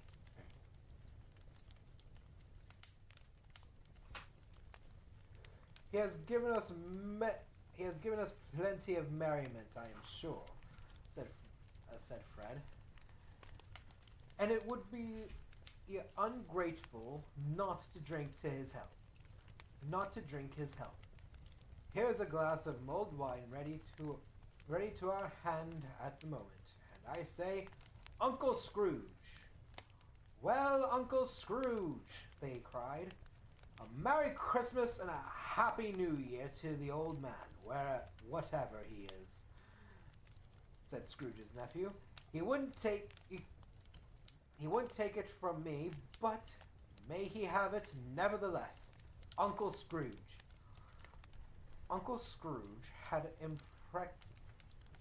imperceptibly become so grey and light of heart that he would have pledged the unconscious company in return, and thanked them in an inaudible speech, if the ghost had given him time. But the whole scene passed off in the breath of the last words spoken by his nephew, and he and the spirit were again upon their travels. Much they saw, and far they went, and many homes they visited, but always with a happy end. The spirits stood beside sick beds, and they were cheerful. On foreign lands, and they were close at home. But struggling men, and they were patient in their greater hope. By poverty, and it was rich. In almshouse, hospital, and goal, in misery's every refuge, where vain man, in his little brief authority, had not made fast the door, the bard, and barred the spirit out. He left his blessing and taught Scrooge his precepts. It was a long night, if it were only a night. But Scrooge had his doubts of this, because the Christmas holidays appeared to be condensed into a space of time they passed together. It was strange, too, that while Scrooge remained unaltered in his outward form, the ghost grew older, clearly older. Scrooge had observed this change, but never spoke of it until they left a children's 12th night party. When looking at the spirit as they stood together in an open place, he noticed that its hair was gray. "Are spirits' lives so short?" asked Scrooge. "My life upon this globe is very brief," replied the ghost. "It ends tonight. Tonight? Tonight at midnight. Hark! The time is drawing near." The chimes were ringing the 11:03 at that moment. "Forgive me if I am not justified in what I ask," said Scrooge, looking intently at the spirit's robe, "but I see something strange, and it not belonging to yourself, protruding from your skirts. Is it a foot or a claw?" "It might be a claw, for the flesh there is upon it," was the spirit's sorrowful reply. I read that wrong. "Look here." From the foldings of its robes it brought two children, wretched, abject, frightful, hideous, miserable. They knelt down at its feet and clung upon the outside of its garment. "Oh, man, look here! Look here! Down here!" exclaimed the ghost. They were a boy and girl, yellow, meager, ragged, scowling, wolfish, but prostrate too in their humility. Where graceful youth should have filled their features out and touched them with its freshest tints, a stale and shriveled hand, like that of age, had pinched and twisted them, and pulled them into shreds. Where angels might have sat enthroned, devils lurked, and glared out menacing. No change, no degradation, no perversion of humanity in any grade, through all the mysteries of wonderful creation, has monsters half so horrible and dread. Scrooge started back, appalled. Scrooge started back appalled, having them shown to him in his own way. He tried to say they were fine children. But the words choked themselves rather than the parties to a lie of such enormous magnitude. Spirit, are they yours?" Scrooge could say no more. "They are man's," said the spirit, looking down upon them, "and they cling to me, appealing from their fathers. This boy is ignorance, this girl is want. Beware them both, Yeah. Beware them both and all of their degree, but most of all, beware this boy. For on his brow I see that written which is doom. Unless the writing be erased, deny it, cried the spirit, stretching out his hands toward the city. Slander those who tell it ye. Admit it for your factitious purpose, and make it worse, and bide the end. Have they no refuge or resources? Or resource? Cried Scrooge. Are there no prisons? Said the spirit, turning on him for the last time with his own words. Are there no workhouses? The bell struck 12. Scrooge looked back from him. Scrooge looked about him for the ghost, and saw it not.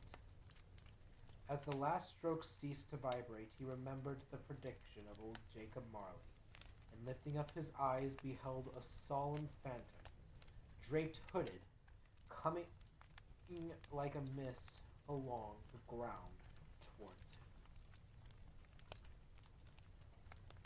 The phantom slowly, gravely, silently approached. When it came near him, Scrooge bent down upon his knee, for in the very air through which this spirit moved, it seemed to scatter gloom and misery. It was shrouded in a deep black garment, which concealed its head, its face, its form, and left nothing of it visible, save one outstretched hand.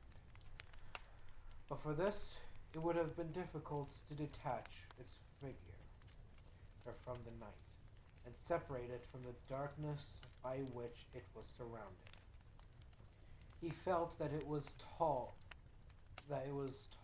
and stately when it came beside him, and that its mysterious presence filled him with a solemn dread. He knew no more, for the spirit neither spoke nor moved. Am I in the presence of the ghost of Christmas yet to come? Said Scrooge. The spirit answered not, but pointed onwards with its hand. You are about to show me shadows of things that have not yet happened, but will happen in the time before us, Scrooge pursued. Is that so, spirit? The upper portion of the garment was contracted for an instant in its folds, as if the spirit had inclined its head. That was the only answer he received. Although well used to ghostly companions by this time, Scrooge feared the silent shape so much that his legs trembled beneath him, and he found that he could hardly stand when he prepared to follow it. The spirit paused a moment, as observing his condition and giving him time to recover. But Scrooge was all the worse for this. It thrilled him with a vague,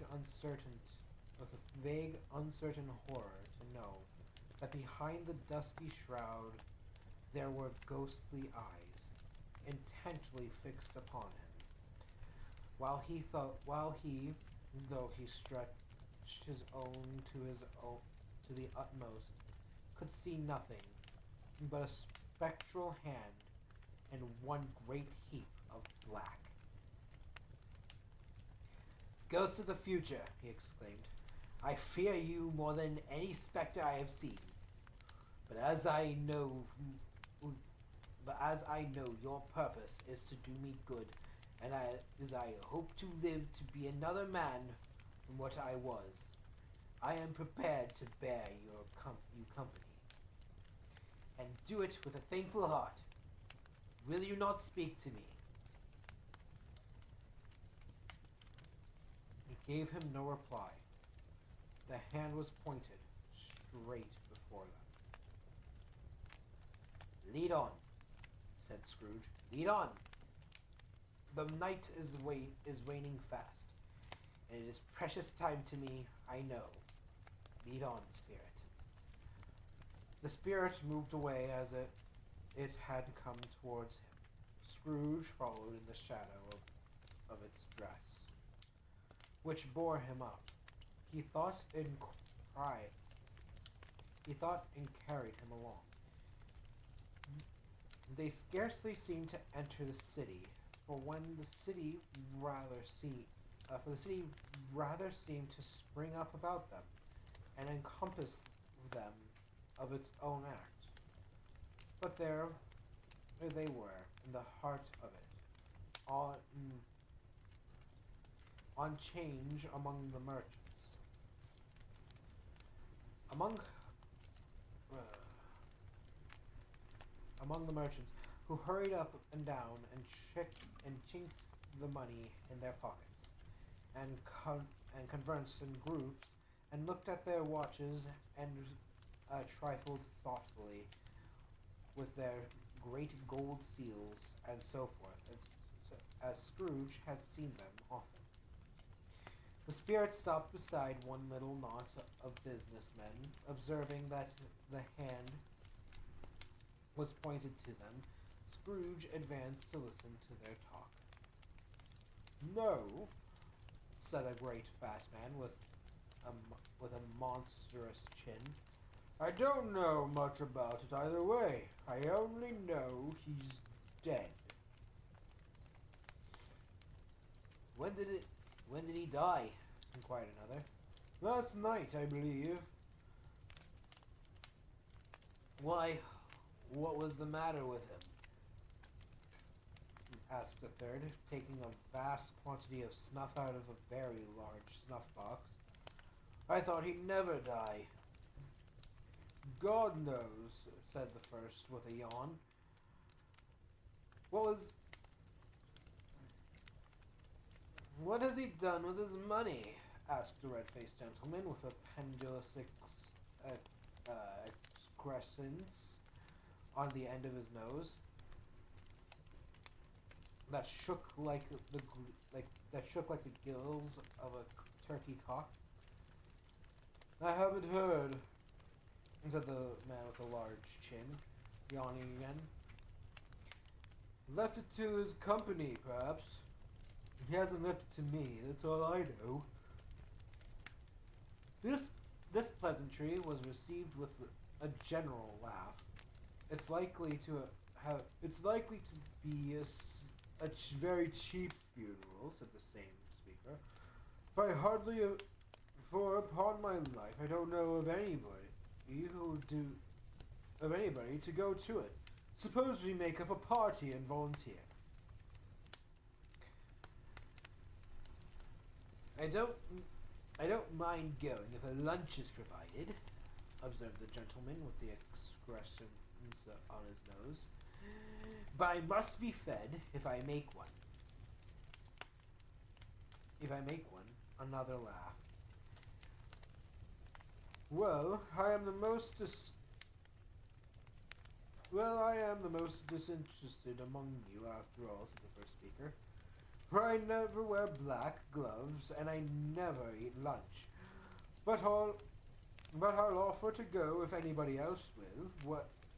When I come to think of it, I'm not at all sure that I wasn't his most particular friend, for we used to stop and speak whenever we met. Bye-bye."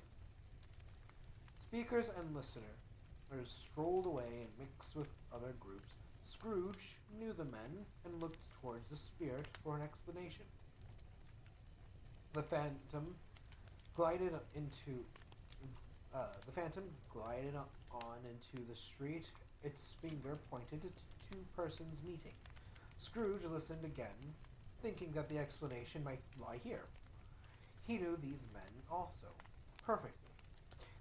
They were men of business, very wealthy, and of great importance. He made a point always of standing well in their esteem, in a business point of view.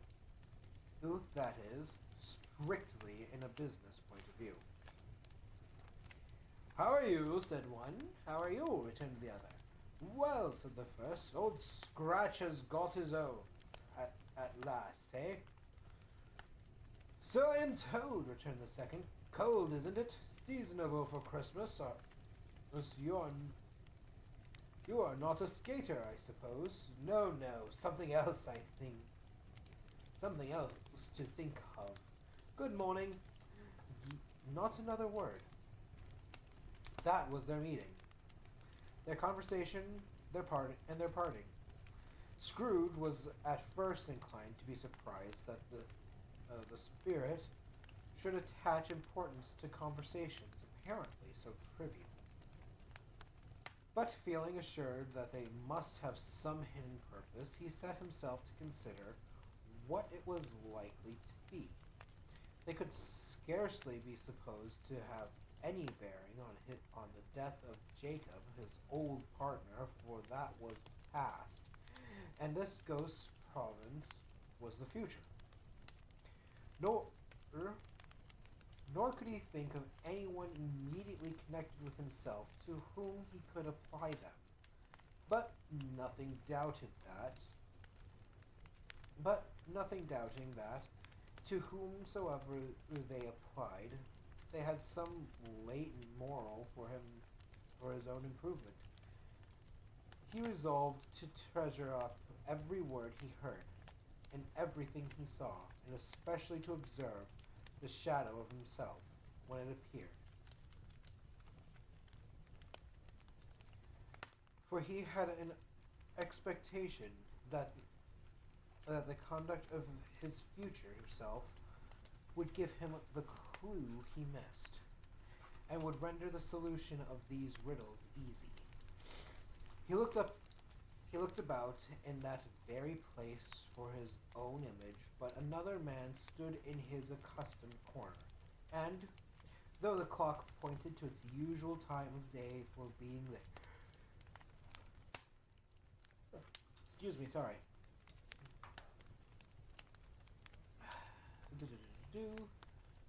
Usual time of day for being there, he saw no likeness of himself among the multitudes that poured in through the porch.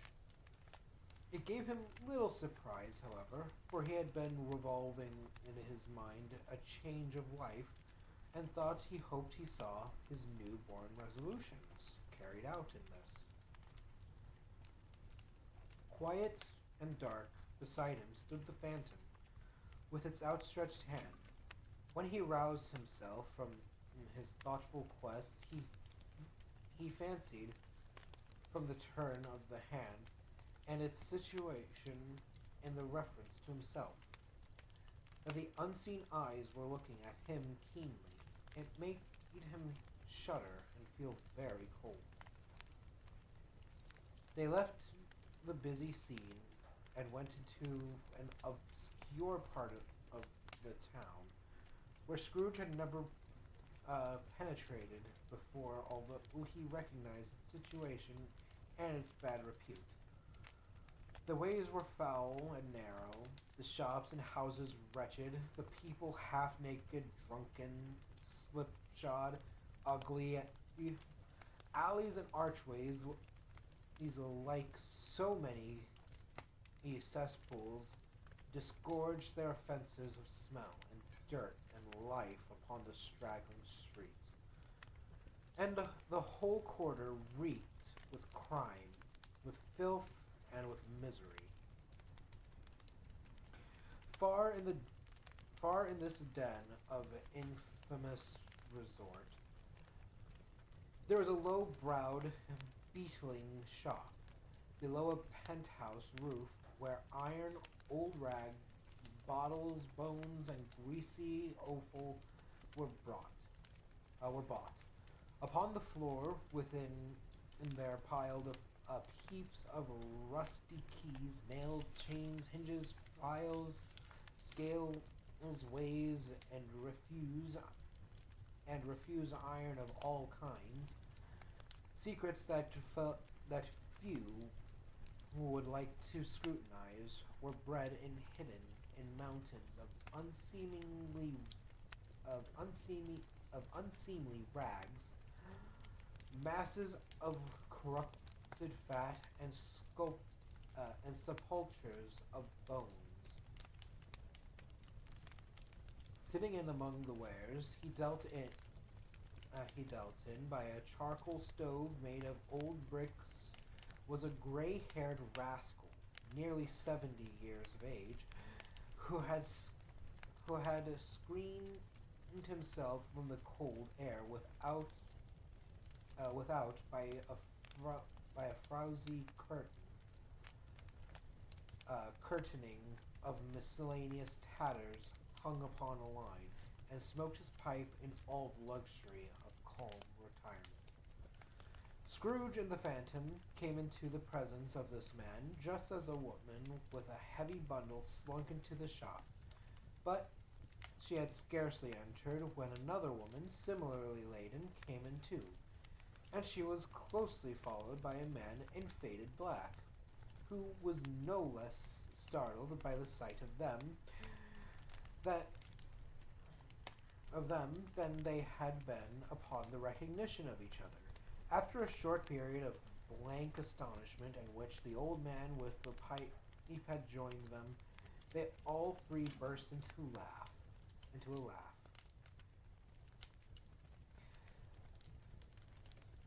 Let the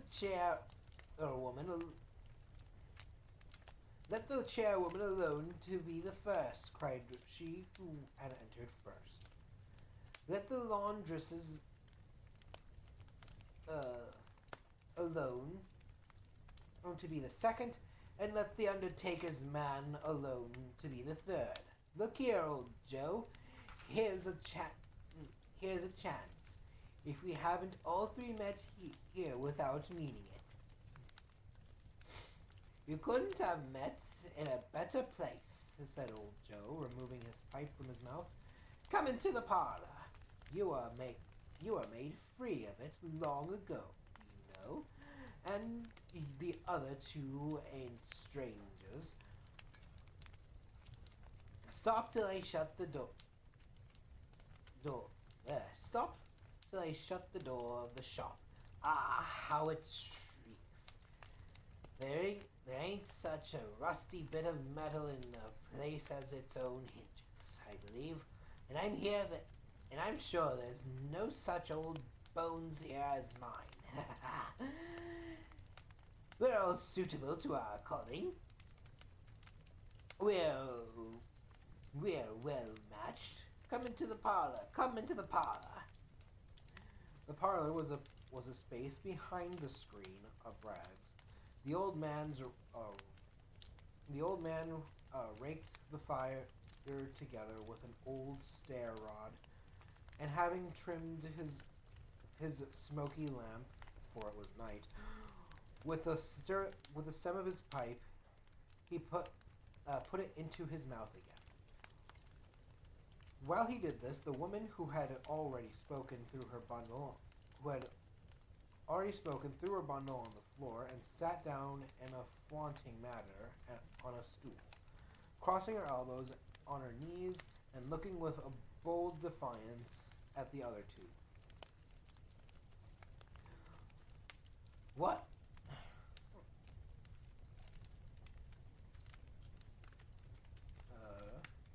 What odds then? What odds, Mrs. What odds then, Mrs. Dilber? said the woman.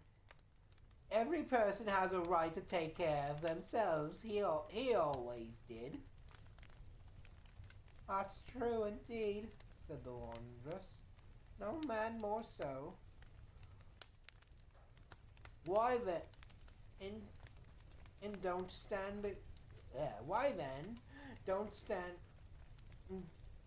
Wow, dyslexia kicking hard there. Why then? Don't stare. Just staring as if you was afraid. You woman, who's the wiser? We're not going to pick holes in each other's coats, I suppose. No, indeed, said Mrs. Dilber, and the man together. We should hope not. Very well then. cried the woman. That's enough. Who's the worse for the loss of a few things like these? Not a dead man, I suppose. No, indeed, said Mrs. Dilber, laughing. If you wanted to keep him after he was dead, a wicked old screw, pursued the woman. Why wasn't he a natural in his lifetime? If he had been, he'd have had somebody to look after him when he was struck with death, instead of lying, gasping out his last, just there, alone by himself. It's the truest word that ever was spoke, said Mrs. Dilber. It's a judgment on him. I wish it was a little heavier judgment, replied the woman. And it should have been you, mate. And it should have been. You may depend on it. If I could have laid my hands on anything else, open that bundle, old Joe, and let me know the value of it. Speak out plain. I'm not afraid to be the first. Not afraid for them to see it. We knew pretty well what we were helping ourselves before we met here, I believe. It's no sin. Open the bundle, Joe. But the gallantry of her friends would not allow of this, and the man in the faded black, mounting the breech first, produced his plunder. It was not extensive, a seal or two, a pencil case, a pair of sleeve buttons, and a brooch of no great value were all.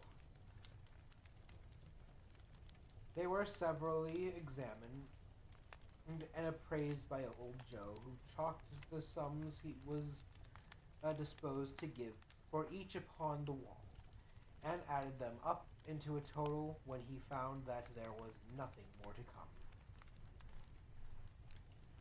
That's your account, said Joe, and I wouldn't give another 6 pence if I was to be boiled for another doing it. Who's next?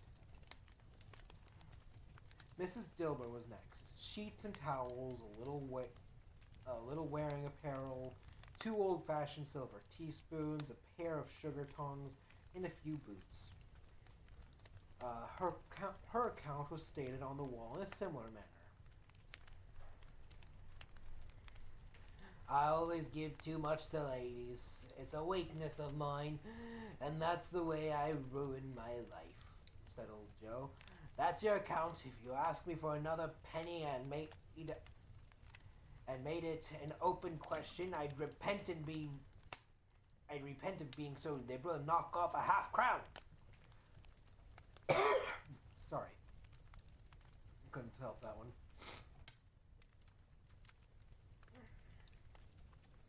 And now undo my bundle, Joe, said the first woman.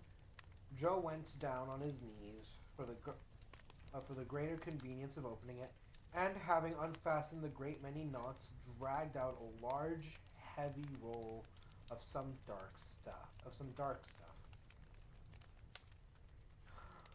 What do you call this? Said Joe. Bed curtains. Ah, returned the woman, laughing and leaning forward on her crossed arms. Bed curtains. You don't mean to say you took 'em down, rings and all, with him lying there, said Joe. Yes, I do, replied the woman. Why not? You were born to make a fortune, said Joe, and you'll certainly do it. I certainly shan't hold my hand when I can get anything in it by reaching it out. For the sake of such a man as he was, I promise you, Joe, returned the woman coolly. Don't drop that oil upon the blankets now. His blankets? Asked Joe. Whose else, do you think? Replied the woman. He isn't likely to take cold without 'em, I dare say. Hope he didn't die of anything catching, eh? Said old Joe, stopping in his work and looking up. Don't you be afraid of that, returned the woman. I ain't so fond of his company that I'd loiter about him for such things if he did. Ah, you may look, though, that shirt till your eyes ache, but you won't find a hole in it nor a threadbare place. A threadbare place. It's the best he had, and a fine one, too. I'd have wasted it if it hadn't been for me. What do you call wasting of it? Asked old Joe. Putting him on it to be buried in, to be sure, replied the woman with a laugh. Somebody was fool enough to do it, but I took it off again. If calico ain't good enough for such a purpose, it isn't good enough for anything. It's quite as becoming to the body. He can't look uglier than he did in that one. Scrooge listened to this dialogue in horror. As they sat grouped about their spoil in the scanty light afforded by the old man's lamp, he viewed them with a detestation and disgust which could hardly have been greater, though they had been obscene demons marketing the corpse itself. Ha ha! Laughed the same woman when old Joe, producing a flannel bag with money in it, told out their several gains upon the ground.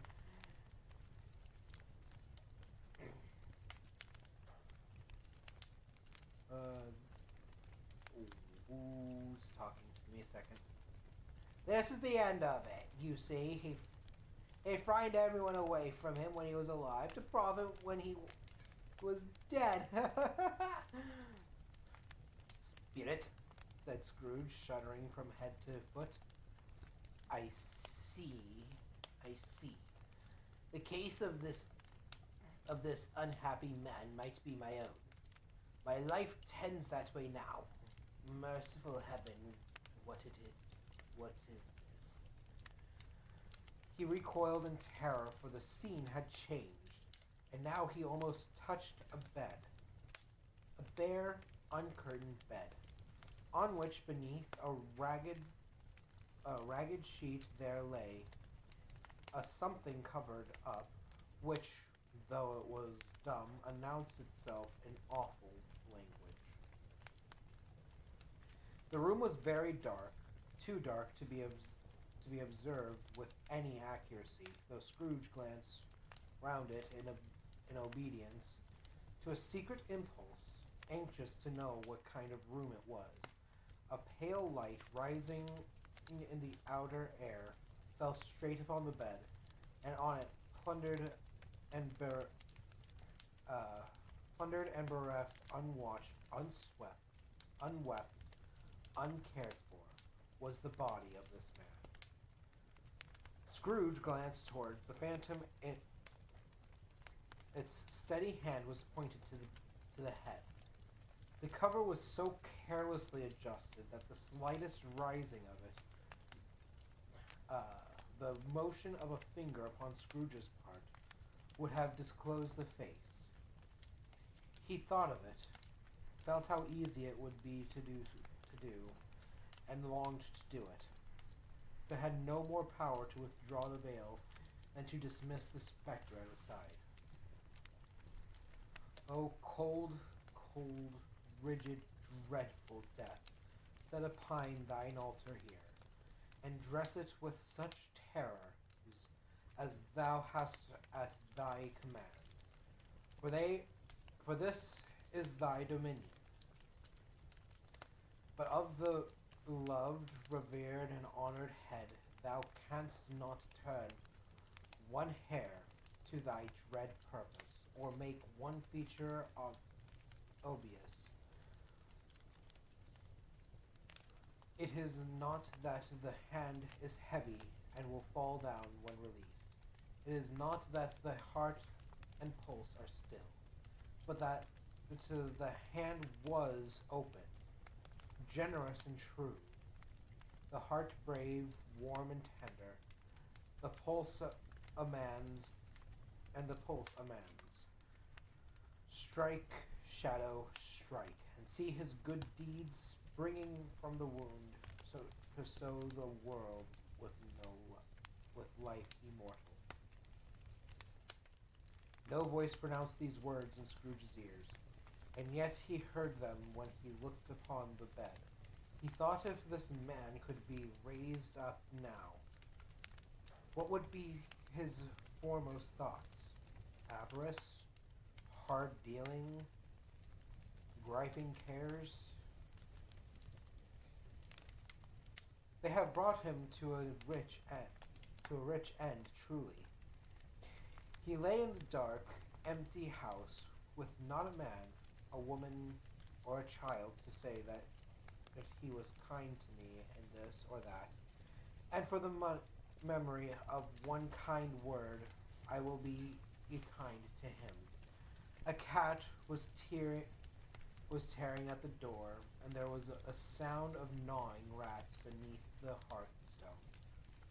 What they wanted in the room of death, and why they were so restless and disturbed, Scrooge did not dare think.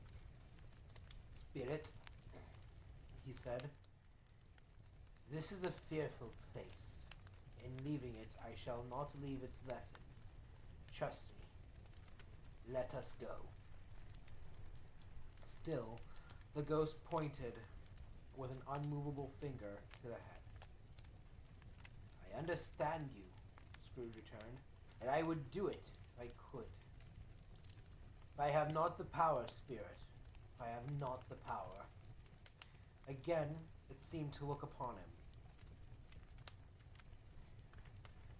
"If there is any person in the town who feels emotion caused by this man's death," said Scrooge, quite agonized, "show that person to me, Spirit, I beseech you."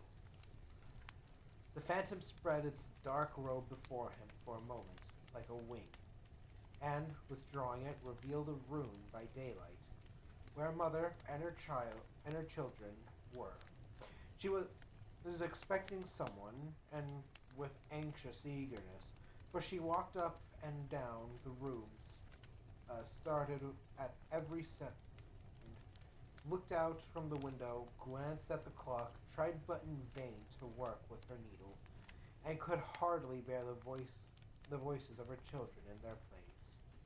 At length the long-expected knock was heard. She hurried to the door and met her husband, a man whose face was careworn and depressed. Though he was young, there was a remarkable expression in it now, a kind of serious delight of which he felt ashamed, and which he struggled to repress. He sat down to the dinner that had been hoarding for him by the fire, and when she asked him faintly what news, which was not until after a long silence, he appeared embarrassed how to answer. "Is it good," she said, "or bad?" To help him. "Bad," he answered. "We are quite ruined." "No. There is hope yet, Caroline." "If he relents," she said, amazed. "There is. Nothing is past hope if such a miracle has happened." "He is past relenting," said her husband. "He is dead." She was a mild and patient creature, if her face spoke truth, but she was thankful in her soul to hear it, and she said so with clasped hands. She prayed forgiveness the next moment, and was sorry, but the first was the emotion of her heart.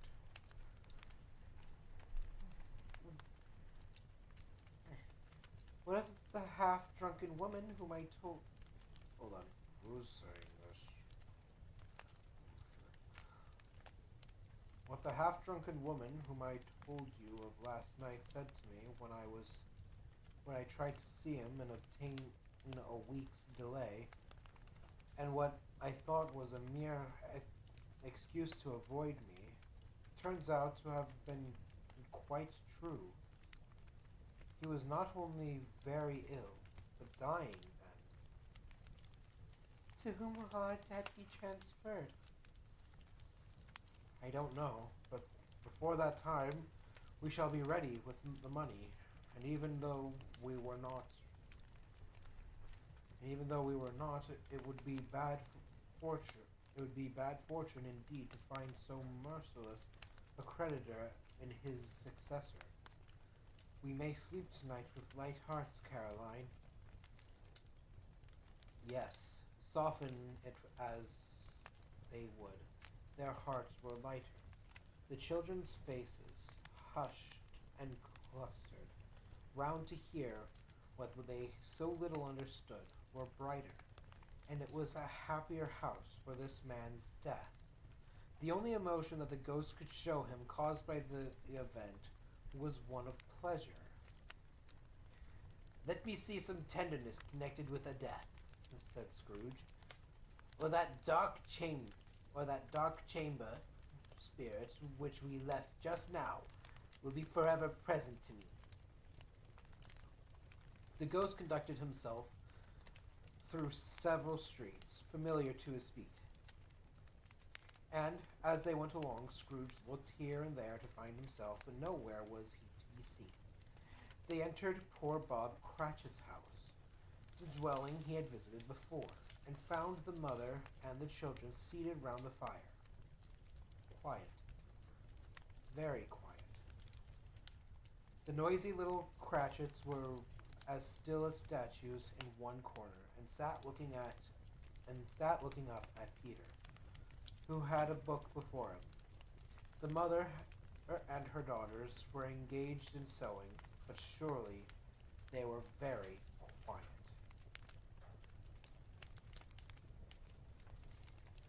And he took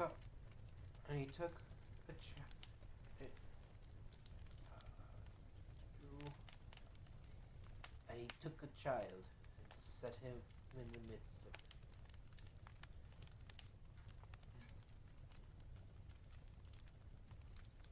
I need to read who's saying this.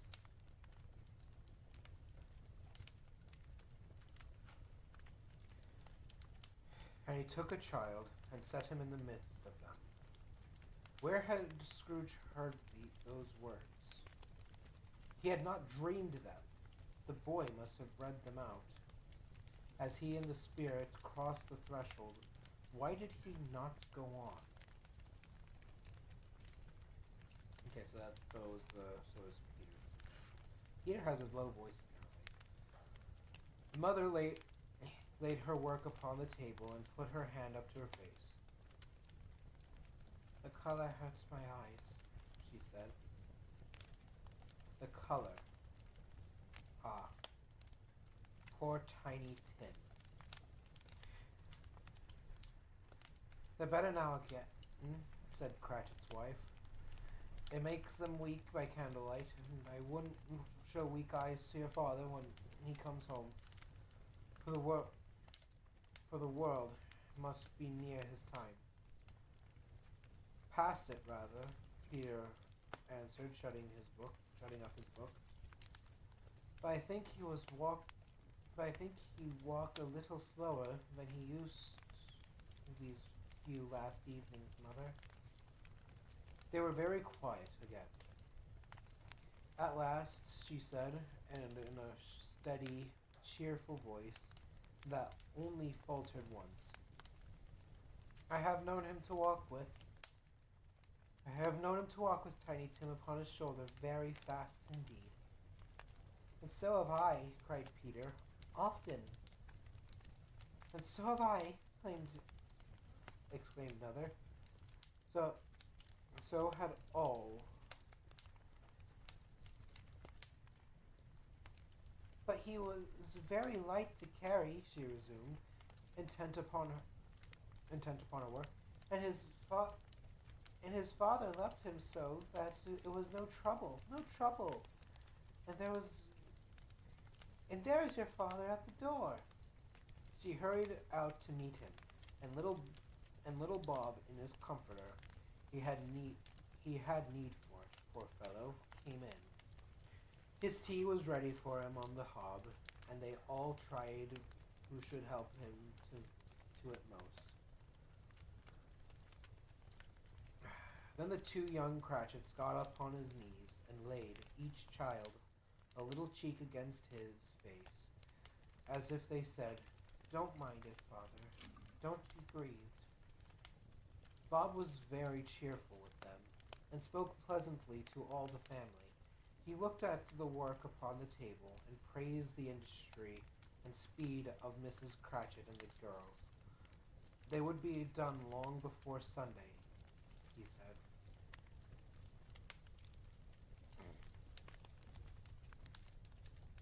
"Sunday? You went today, then, Robert?" said, said his wife. "Yes, my dear," returned Bob. "I wish you could have gone. It would have done you good to see how green the place is. But you'll see it often. I promised him I would walk there on Sunday, my little child," cried Bob. "My little child." He broke down all at once. He couldn't help it. If he could have helped it, he and his child would have been further apart, perhaps, than they were. He left the room and went upstairs into a room above, which was lighted cheerfully and hung with Christmas. There was a chair set close beside the child, and there were signs of someone having been there lately. Poor Bob sat down in it, and when he had thought a little and composed himself, he kissed the little face. He was reconciled to what had happened, and went down again quite happy. They drew about the fire and talked, the girls and mother working still. Bob told them of the extraordinary kindness of Mr. Scrooge's nephew, whom he had scarcely seen but once, and who, meeting him in the street that day, and seeing that he looked just a little down, said Bob, inquired what had happened to distress him.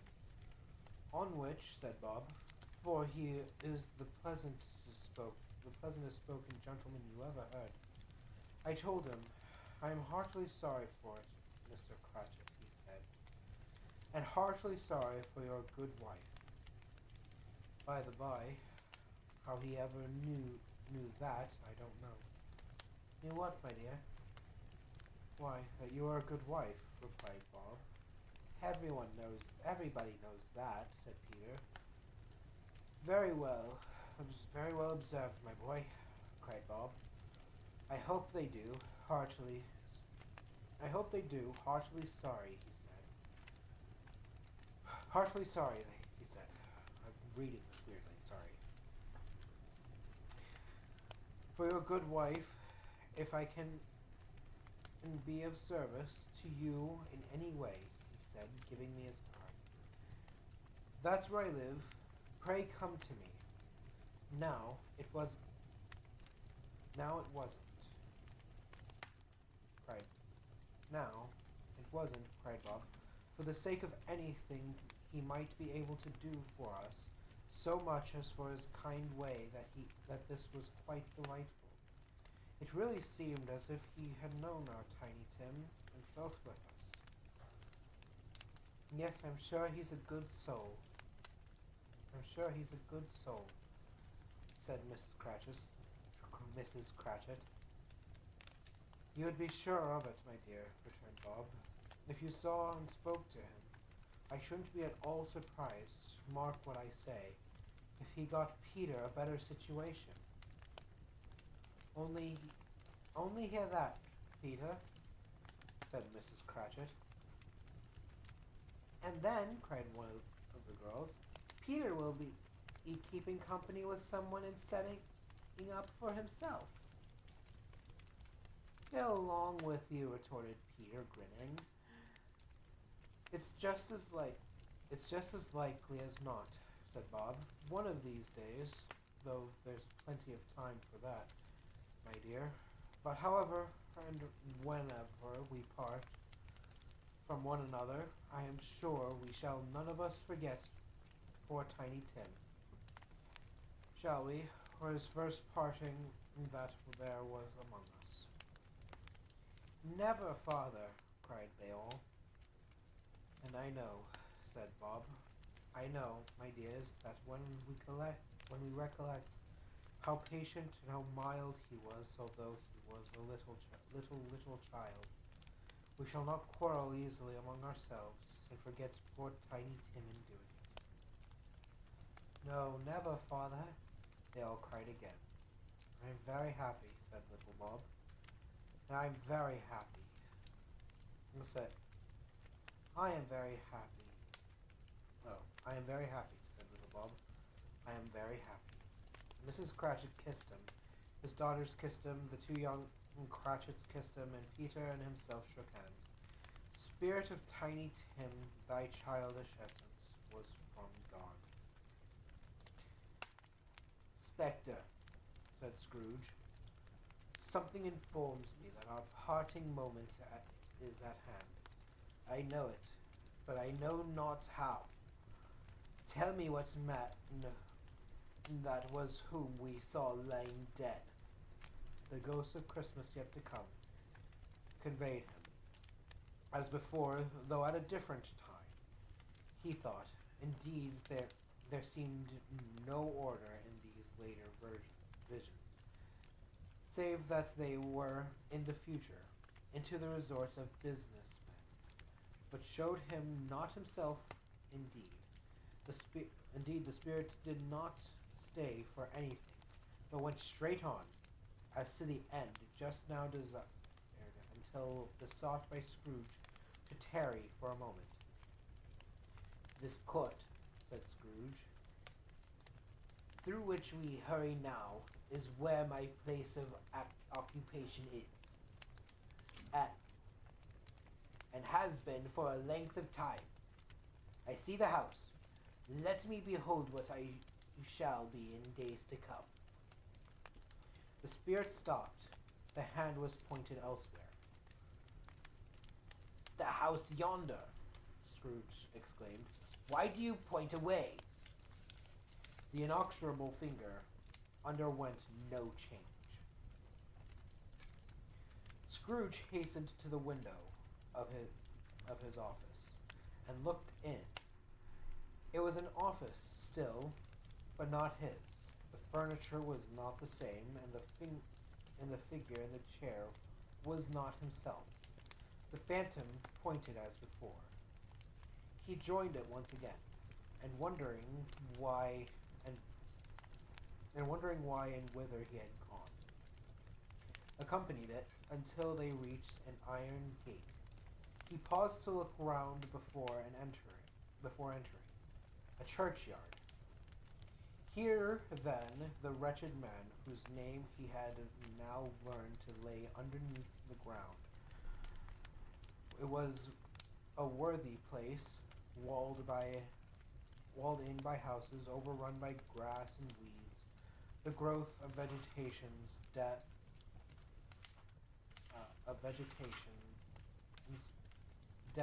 not life, choked up with too much bearing fat, with repleted appetite. A worthy place. The spirit stood among the graves and pointed down to one. He advanced towards it trembling. The phantom was exactly as it had been, but he dreaded that he saw a new meaning in its solemn shape. Before I drew nearer to that stone to which you point...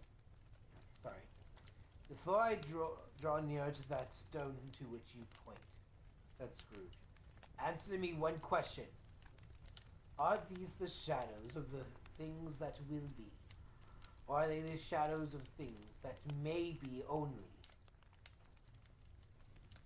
Still, the ghost pointed downward to the grave by which it stood. Men's courses will foreshadow certain ends, to which, if preserved in, they must lead, said Scrooge. But if the courses be departed from, the ends will change. Say it is thus, with what you show me. The spirit was immovable as immovable as ever. Scrooge crept towards it, trembling as he went, and following the finger, read upon the stone of the neglected grave his own name, Ebenezer Scrooge. Am I that man who lay upon the bed? He cried, upon his knees. The finger pointed from the grave to him and back again. No, spirit! Oh, no! No! The finger still was there. Spirit! He cried, tight clutching at its robe. Hear me! I am not the man I was when I will not be that man! I must have been... Sorry. The man I was. I will not be the man, and I must have been but for this intercourse. Why show me this if I am past all hope? For the first time, the hand appeared to shake. Good spirit, he pursued, as down upon the ground he fell before it. Your nature intercedes for me, and pities me. Assure me that I yet may change. These shadows you have shown me be by an altered life. The kind hand trembled. I will honor Christmas in my heart and try to keep it all year. I will live in the past, the present, and the future. The spirits of all three shall strive within me. I will not shut out the lessons that they teach. Oh, tell me I may sponge away the writing on the stone! In his agony, he caught the spectral hand.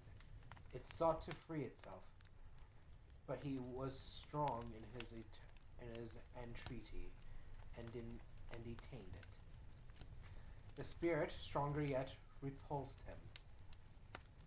Holding up his hands in a last prayer to have his fate reversed, he saw an alteration in the phantom's hood and dress.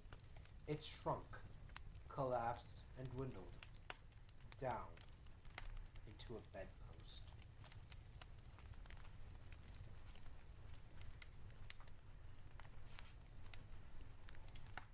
Yes, the bedpost was his own. The bed was his own. The room was his own. Best and happiest of all, the time before him was his own to make amends in. I will live in the past, the present, and the future, Scrooge repeated as he scrambled out of bed. The spirits of all these shall strive within me. O Jacob Marley, heaven and the Christmas time be praised. For this, I say it on my knees, old Jacob, on my knees. He was so fluttered and so glowing with his good intentions that his broken voice would scarcely answer to his call. He had been sobbing violently in his conflict with the spirit, and his face was wet with tears. They are not torn down, cried Scrooge, folding one of his curtains in his arms. They are not torn down, rings and all. They are here. I am here. The shadows of the things that would have been may be dispelled. They will be. I know they will. And his hands were busy with his garments, all this time, turning them inside out, putting them on upside down, tearing them, mislaying them, making them parties to every kind of extravagance. I don't know what to do, cried Scrooge, laughing and crying in the same breath, and making a perfect locoon of himself with his stockings. I am as light as a feather. I am as happy as an angel. I am as merry as a schoolboy. I am as giddy as a drunken man. A Merry Christmas to everybody! A Happy New Year to all the world! Halloo! There, whoop halloo! He, he had frisked into the sitting room, and was now standing there, perfectly winded. There's the saucepan that the gruel was in, cried Scrooge, starting off again and going round the fireplace. There's the door by which the ghost of Jacob Marley entered. There's the corner where the ghost of Christmas Present sat. There's the window where I saw the wandering spirits. It's all right. It's all true. It all happened. Really, for a man who had been out of practice for so many years, it was a splendid laugh, a most illustrious laugh, the father of a long, long line of brilliant laughs. I don't know what day of the month it is, said Scrooge. I don't know how long I've been among the spirits. I don't know anything. I'm quite a baby. Never mind. I don't care. I'd rather be a baby. Halloo, whoop, halloo! Here! He was checked in his transports by the churches ringing out the lustiest peals he had ever heard. Clash, clash, hammer, ding, dong, bell, bell, ding, dong, ding, hammer, clang, clash. Oh, glorious! Running to the window, he opened it and put out his head. No fog, no mist. Clear, bright, jovial, stringing, cold, piping, for the blood to dance to. Golden sunlight, heavenly sky, sweet fresh air, merry bells. Oh, glorious, glorious! What's today? Cried Scrooge, calling downwards to a boy in Sunday clothes who perhaps had loitered in to look about him. Eh? Returned the boy with all his might of wonder. What's today, my fine fellow? said Scrooge. Today? Replied the boy. Why, Christmas Day. It's Christmas Day? said Scrooge to himself. I haven't missed it. The spirits have done it all in one night. They can do anything they like. Of course they can. Of course they can. Hello, my fine fellow. Hello, returned the boy. Do you know the poulterers in the next street, but one, at the corner? Scrooge inquired. I should hope I did, replied the lad. An intelligent boy, said Scrooge. A remarkable boy. Do you know whether they've sold the prize turkey? The one that was hanging up there. Not the little prize turkey, the big one. What, the one as big as me? Returned the boy. What a delightful boy, said Scrooge. It's a pleasure to talk to him. Yes, my buck. It's hanging there now, replied the boy. Is it? Scrooge said. Go buy it. Walker, exclaimed the boy. No, Scrooge said. I am in earnest. Go and buy it and tell them to bring it here, that I may give them directions where to take it. Come back with the man and I'll give you a shilling. Come back with him in less than 5 minutes. I'll give you half a crown. The boy was off like a shot. He must have had a steady hand at the trigger that could have got a shot off half so fast. I'll send it to Bob Cratchit's, whispered Scrooge, rubbing his hands and splitting with a laugh. He shan't know who sends it. It's twice the size of Tiny Tim. Joe Miller never made such a joke as sending it to Bob's will be. The hand in which he wrote the address was not a steady one, but write it he did. Somehow and went downstairs to open the street door, ready for the coming of the poulterer's man. As soon as he stood there waiting his arrival, the knocker caught his eye. I shall love it as long as I live, cried Scrooge, patting it with his hand. I scarcely ever looked at it before. What an honest expression it has in its face. It's a wonderful knocker. Here's the turkey. Hello, whoop, hello. How are you? Merry Christmas. It was a turkey. He never could have stood upon his legs, that bird. He would have snapped him. He would have snapped him short off in a minute, like sticks of sealing wax. Why, it's impossible to carry. That's the Camden Town, said Scrooge. You must have a cab. The chuckle with which he said this, and the chuckle with which he paid for the turkey, and the chuckle with which he paid for the cab, and the chuckle with which he recompensed the boy, were only to be exceeded by the chuckle with which he sat down breathless in his chair again, and chuckled till he cried. Shaving was not an easy task, for his hand continued to shake very much, and shaving requires attention, even when you don't dance while you are at it. But if he had cut the end of his nose off, he would have put a piece of sticking plaster over it, and been quite satisfied. He dressed himself in all his best, and at last got onto the streets. The people were by this time pouring forth, as he had seen with the ghosts of Christmas present. And walking with his hands behind him, Scrooge regarded everyone with a delighted smile. He looked so irresistibly pleasant in a word, that 3 or 4 good-humored fellows said, "Good morning, sir. Merry Christmas to you." And Scrooge said often afterwards that, of all the blithe sounds he had ever heard, those were the blithest in his ears. He had not gone far when, coming on towards him, he beheld the portly gentleman who had walked into his counting house the day before, and said, "Scrooge and Marley, I believe." It sent a pang across his heart to think how this old gentleman would look upon him when they met. But he knew what path lay straight before him, and he took it. "My dear," said Scrooge, quickening his pace, and taking the old gentleman by both hands, "how do you do? I hope you succeeded yesterday. It was very kind of you. A Merry Christmas to you, sir." "Mr. Scrooge?"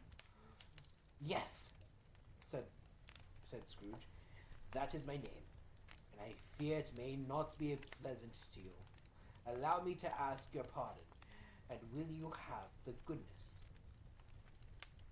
Here Scrooge whispered in his ear. "Lord bless me!" cried the gentleman, as if his breath were gone. "My dear Mr. Scrooge, are you serious?" "If you please," said Scrooge, "not a farthing less. A great many back payments are included in it, I assure you. Will you do me that favor?" "My dear sir," said the one, shaking hands with him, "I don't know what to say to such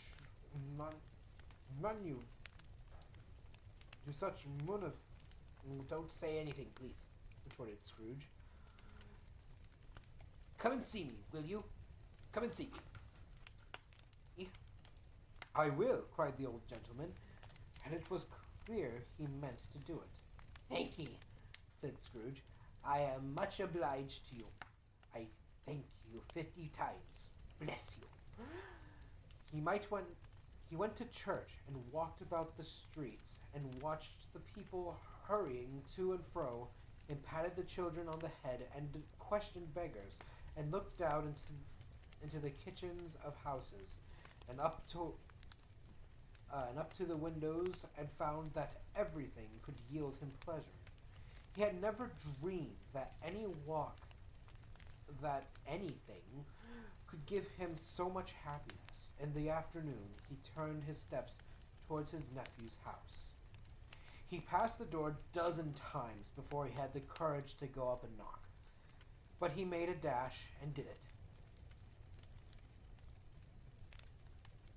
Is your master at home, my dear?" said Scrooge to the girl. Nice girl, very. Yes? Where is he, my love? Said Scrooge. He's in the dining room, sir, along with Mistress. I'll show you upstairs, if you please. Thank you. He knows me, said Scrooge, with his hand already on the dining room lock. I'll go in here, my dear. He turned it gently and sidled his face in round the door.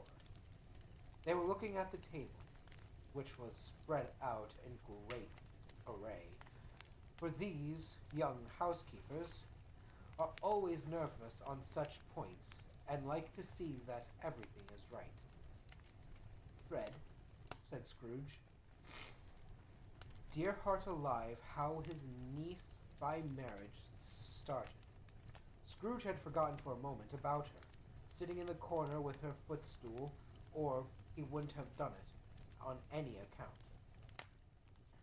Why, bless my soul, cried Fred. Who's that?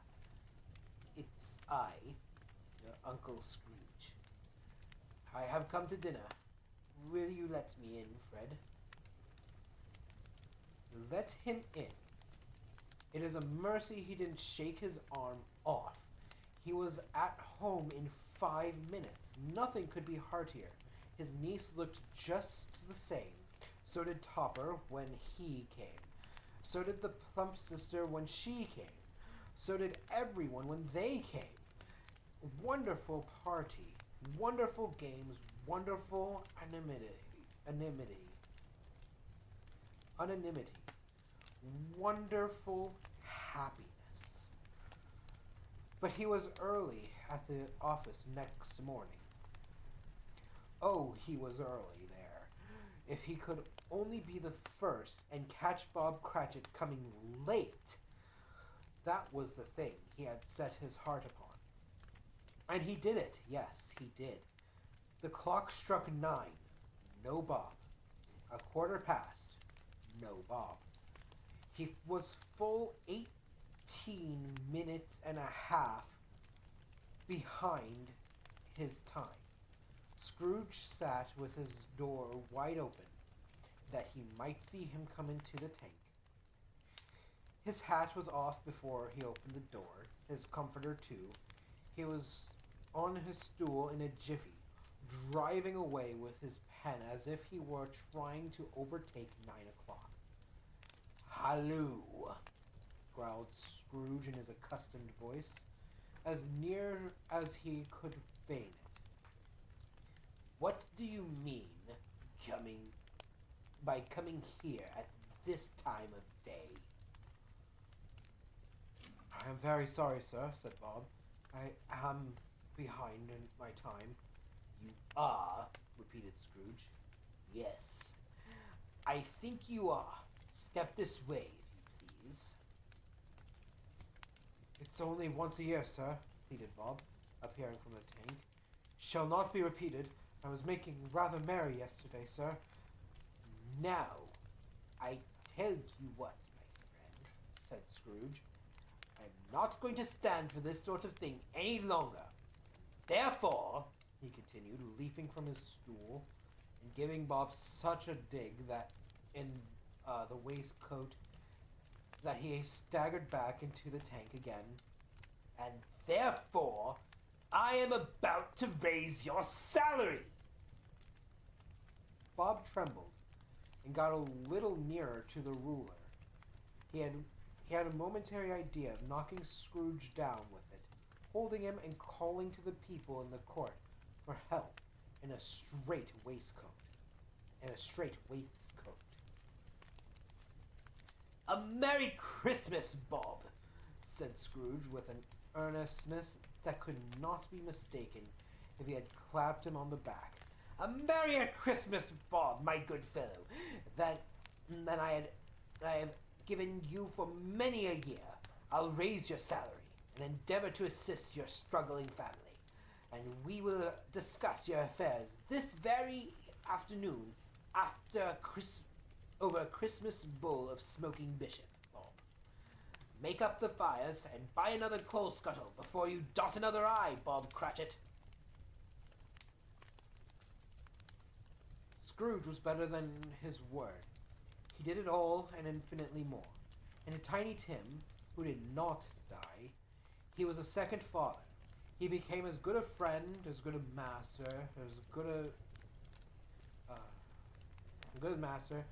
and a good a man as the good old city knew. For any other good old city, town, or borough in the good old world. Some people laughed to see the alteration in him, but he let them laugh, and little heeded them, for he was wise enough to know that nothing ever happened on this globe for good, at which some people did not have their fill of laughter in the outset, and knowing that such as these would be blind anyway, he thought it quite as well that they should wrinkle up their eyes in grins, as have the malady in less attractive forms.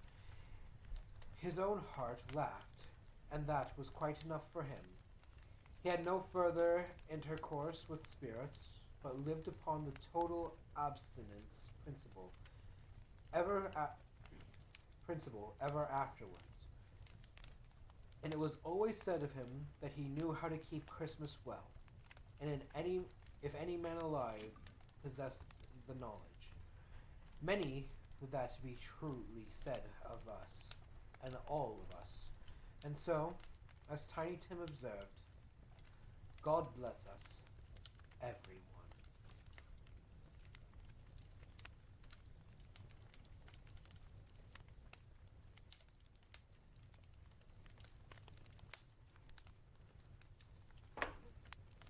There it is. Got a little teary eye there. Oh, I missed the follow there. Spontaneous. Missed the follow there. Sorry about that. Oh, and Nigel. Thank you for the follow, Nigel. If either of you guys are still listening, or if any of you guys like jump on here afterwards, jump on Twitch afterwards and try to listen to it. I hope it wasn't too. I hope I wasn't too stuttery, or making it like unlistenable, because I'm thinking about taking this. I guess I can stop